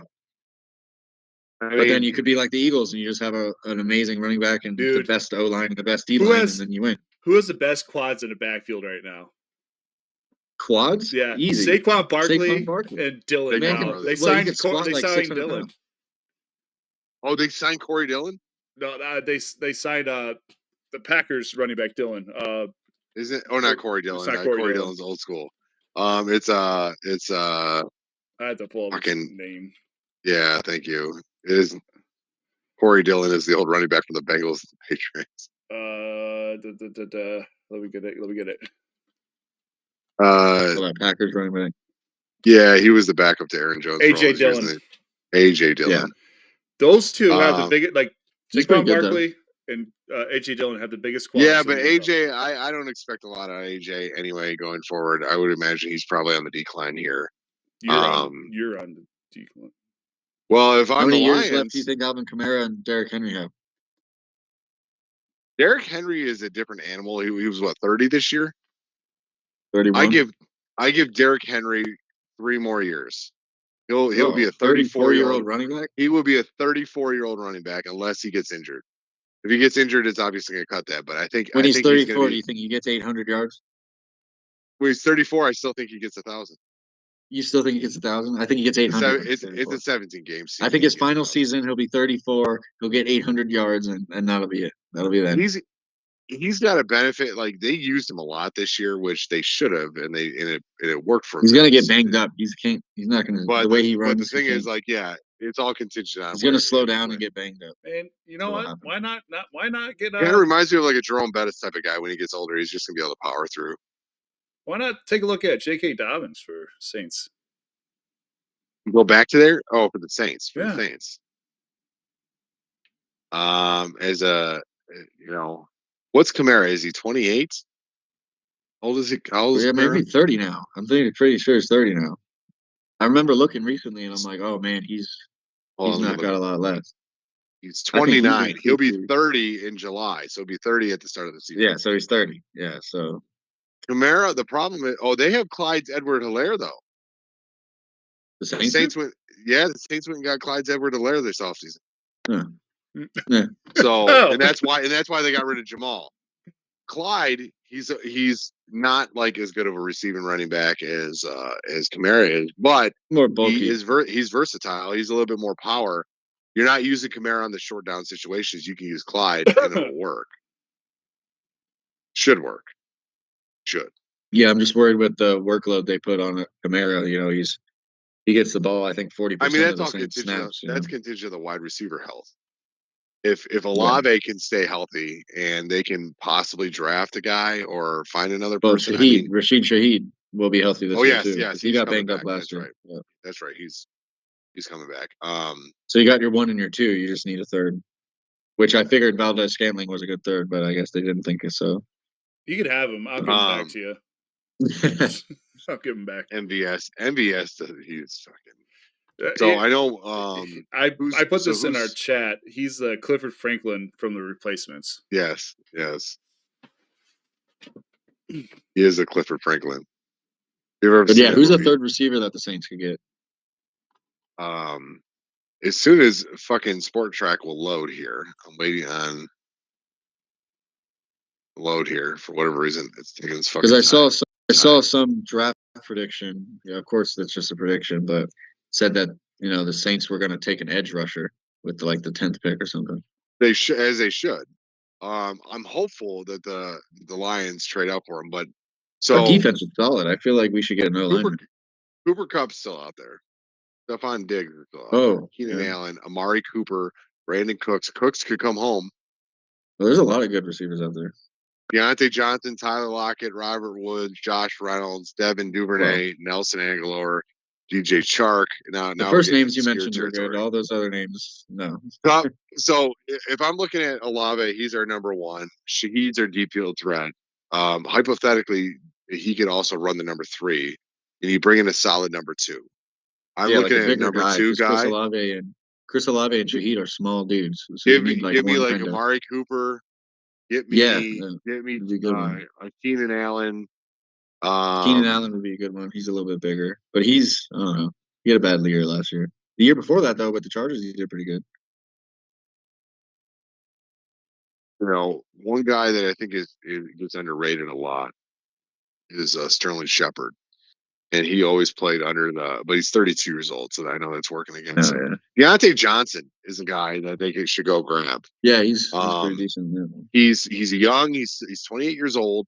He was with Carolina, right? He was with Baltimore. Well, yeah, he was Carolina. They traded him to Baltimore, and then I think they bring him back to Carolina or something. I think so. Yeah, he's good. That worked. I seen him do some stuff. I remember him getting either cut or deactivated because he didn't want to play. The Steelers cut him. Oh no, it was Carolina, and then fucking. I think it was Baltimore where you got into. You got cut or you got deactivated. Yes. So I think he went to the Steelers, then he went to Carolina, and then Carolina traded him to Baltimore, and then Baltimore cut him. And maybe he just needs to ride home. Keenan Allen's a guy that I feel like can add a lot of value. He's a hands guy. Problem is he never stays healthy. Brandon Cooks is a guy that, oddly enough, can get you 1,000 yards out of a wide receiver. He kind of reminds me of who's that guy from who's the guy from the Eagles back in the day? Deshaun Jackson. Like Jackson. you That guy need was so 200 fast. yards out of a wide Him and receiver, Michael he'll Vick. give it to you. Yeah. It's because Michael Vick can throw the ball 70 yards downfield, and Deshaun Jackson can run it down. Right. Cheap option would be Tim Patrick. Decent. The Patrick's a hand guy. Now you're not gonna get speed out of him for a third wide receiver in the slot. See why not? Yeah. See, the Saints for years always had a strong hands guy. Michael Thomas was that guy. Oh well, yeah. Michael Thomas. He was broke also an NFL maybe record for arguably, most receptions in a yeah, single season he before he was got injured. arguably one of the best route runners in the league. He wasn't the fastest, but Oh, he was one of the he better route was, runners. and his hands. He had massively big hands and strong hands, and he would never drop the ball. Who's the guy from? He went to Miami, and I liked him in Miami. He never had really a good quarterback, and the number one always got hurt, but he was strong. He was the best number two. Devontae Parker. He was a great hands guy, awesome hands guy. Amari Cooper could be that guy. It just Yeah, depends. no, I don't think it has to be like a huge name, but Amari Cooper makes sense. Stephon Diggs makes sense. It's the thing Even that's Cooper got to Kupp. make sense. Can they pay him? Because the Saints have cap issues like nobody's business, and all they do is they restructure everybody, kick the can down the road, and Yeah, that's eventually what they're every just team gonna have does. to they're gonna have to take the fucking loss. They need to get a quarterback that's not $50 million a year. Yeah, they need to draft a quarterback for when Derek Carr is done in the next 2 years. Yep. But Oh yeah, you're some sitting things could 24th. happen. You have 17 million in free cap space right now. Yeah, there's no cap room, and that's only because a couple of people restructured too. Seattle went from one of the worst all the way up to 5th. You guys got rid of all your we got rid of everybody. financial. You got rid of everybody. Yeah. No. Terrible. But is there anything else you guys want to get into before we close it up? Put a bow on this for the night. How about Washington going from one of the worst franchises in football historically to pretty damn good? Listen, they did everything right. They got a new owner. They got a new name. Their name sucks, but they're fucking winning. And they got their franchise quarterback from what it looks like. And they're having a hell of a... I drafted Jaden Daniels in my fantasy league this year. So, how about that, Ben? Yeah. They went out and got Will Harris from the Saints, right? So I'm already nervous about that. They got Kinlaw from the Jets. They got Tunsil too from they got Bobby Wagner. Oh, B-Wags, baby. I love that guy. They're bringing back Zach Ertz, which is smart because he had a great fucking play. I mean, basically, yeah, just run it back with more experience, and you guys got a shot. They're bringing in Goldman from Atlanta, which is huge. They're bringing in Jonathan Jones from the Patriots. They got Dietrich Wise from the Patriots. They're bringing in KJ Osborne. Did you guys know that they do a ranking of, and all the NFL players get to vote on, and they give a letter grade to every football team, every franchise, and it's basically based on like you give a letter grade for like the facilities, the field, like coaching staff, like it's an overall letter grade, and Washington last year got an F minus grade on average from all the players in the league. Whereas like other facilities would get like A, B, C, C minus. I think there were only like I don't even think there were any D's, and then there was like Washington was an F minus. Like the players literally said there were like rats running around the locker rooms, equipment was broken, like old decrepit lockers, like just you couldn't imagine. So their facilities, treatment of families, food cafeteria, nutritionist, dietitian, locker room, so they vote on training all room, this stuff training and they got staff, an and F weight room. minus. They No got wonder nobody wanted to play for Washington. F minus on how they treat families, D plus on food cafeteria, B minus on nutritionist, dietitian, F minus on locker room, F minus on training room, F on training staff, and C on weight room. There you go. Fucking awful. No one's gonna want to play for your football team if you got all those freaking issues going on. So you know, I guess since crazy. they fired everyone and replaced them, they've gotten a lot better. Who's got the best grade in the NFL? If I were to guess, um, And I wouldn't have expected this, but this team Philly, got all A. This team got A's across the board in every category. Some of them are A Philly, minuses. They got one A plus as well. Not Philly. Philly got a C, A, B, B minus, B plus, A minus, A minus. pretty good. So their weight room is Steelers, good and their training staff's Buffalo. not the Steelers. No. Steelers. Steelers, no, they got a bunch of Fs and D pluses. You know what? What They about treat Chargers? Steelers treat their families like shit. The Miami Dolphins, Wow. That's probably because they get hand out bags of cocaine every time you come. A minus in facilities, A in And food, they had that gay offensive A in lineman. nutritionist. Yeah, that's right. A in locker room, A in training room.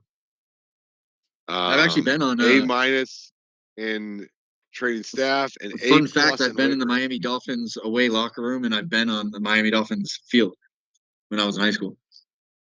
So Miami's one of those screwball. I went. The Lions came there in like 2017. Went to the game, or 2018. And I went to the game. Um, and it's funny because all the away team sits in the L, the one end zone, and then the other side, and the opponent sideline, and they're in the fucking sun for the game. And the home team sits in the other side to where they're in the Yeah. shade the entire game. And it makes a huge difference. Yeah, and so the home sideline is in the shade during most games, but during most games during the day, the opponent's bench is in the sun. And they were talking about how It's like a like 20-25 degree difference.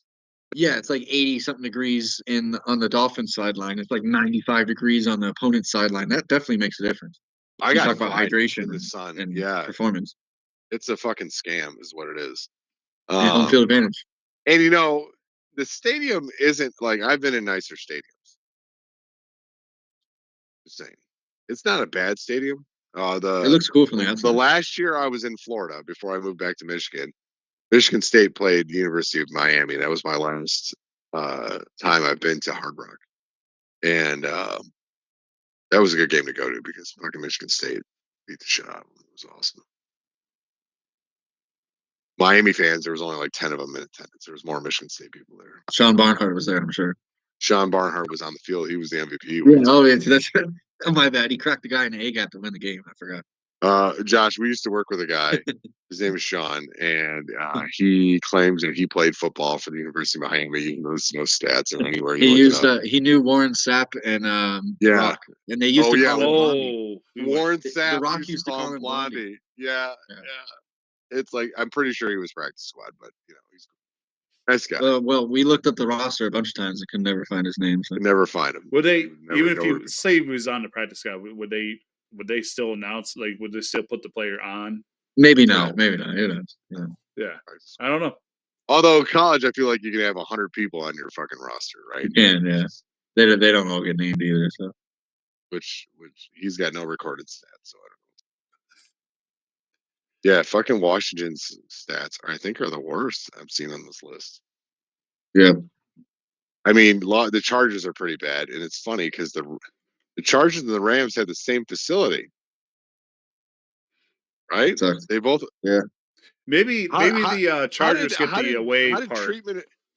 treatment? So let's talk about this for a quick second. The Chargers and the Rams treatment of families. Chargers F, Rams D, which that could be a personnel thing, so I get it. Food and cafeteria. Chargers F, Rams D. Maybe that's perspective, or is it like the Chargers are providing shittier food during catering? Because all these stadiums, they have a catering company, right? Some of them are owned and operated internally, some of them aren't. But when it comes to catering choices, right, the team ultimately chooses because they're the ones paying the bills. Maybe the Chargers are cheaper. Maybe the Chargers get all the access to the away parts of the facility. Well, here's the other fun part: the nutritionist and dietitian. So the Chargers graded an F on the cafeteria. The Rams graded a D for the same cafeteria. The Chargers rate a B for their nutritionist. The Rams reported a C plus rating for their nutritionist. Probably similar person. I'm just saying. Mhm. Locker room. Here's the other thing: locker room and the Chargers. The Chargers say it's an F. The Rams are a D plus. Now it's not just like a D minus or a D. It's a D plus. So that's almost a full swing there between the two grades. Swing and a half. The Chargers D plus on the training room, and the Rams are C minus. So that I can say argue. Okay, that's somebody's perspective. They graded like that's one grade between D plus C minus is pretty much the same thing, interchangeable. Chargers C plus on the training staff. The Rams are a B. So maybe they got better staff. I'm good with that. C minus and D plus again, interchangeable on the weight room. They all line up pretty close. Yeah. I want to know who's got the best weight room. Buffalo Bills. Yeah, same. Buffalo Bills, the Las Vegas Raiders, the Miami Dolphins, all earned A plus ratings. No, I know where I'm going to get my hypertrophy. You know, they look at the Lions and like straight B's across the board. All they got is C plus in nutritionists. Above average. Because it's Detroit. Food's better in Detroit. But anyway, ladies and gentlemen, thank you for tuning in tonight. Brandon, I can't thank you enough for coming on here, spitting some facts, hitting some hard truths. It's been a pleasure. Telling the people like it is. Thank you. Telling the people, say your prayers, eat your bite. No, that's not where to say here. That's not it. That's not where we're going. Dirty you guys, balls, you know. For the last time, if you can, check me out on YouTube at WilsonStrength. Go to the search bar at WilsonStrength. It's the navy blue logo with silver and white letters, BW on it. You can click on my channel. There's free programs there. A bunch of more extensive videos about what we talked about earlier: hypertrophy, muscle growth, fat loss, how to do both at the same time. There's free programs on there. I'm coming up. I have a buddy that's developing an app in the future, so I'll be able to track programs and coach people live through the app. So if you want to get access to that, that'll be further down the line. But please subscribe to the channel. Any support is awesome. Share with your friends. Please like the videos and leave comments behind on any video suggestions you guys have or any questions you have. I'm always answering people and creating videos for people and custom programs and all that. So, please check out the channel if you could. It'll be pinned in the description, like you guys said. We'll post a cell phone all over the stall for a good workout call, Brandon. No, but seriously, check him out. Dude knows what he's talking about. He's fully invested in all this. Like, you don't need to listen to these guys that talk about this shit online that are trying to peddle you their wares. Like, eat right, train right, be right, you'll get right, and life is great. But other than that, guys. thank you for You guys have tuning a great in. night. Brandon, thank you Thank you, again. Brandon. Josh. Thank you guys. Josh, I appreciate always a pleasure. Everybody, this is All Bets Are Final podcast. So if you didn't listen, you should. it. Peace.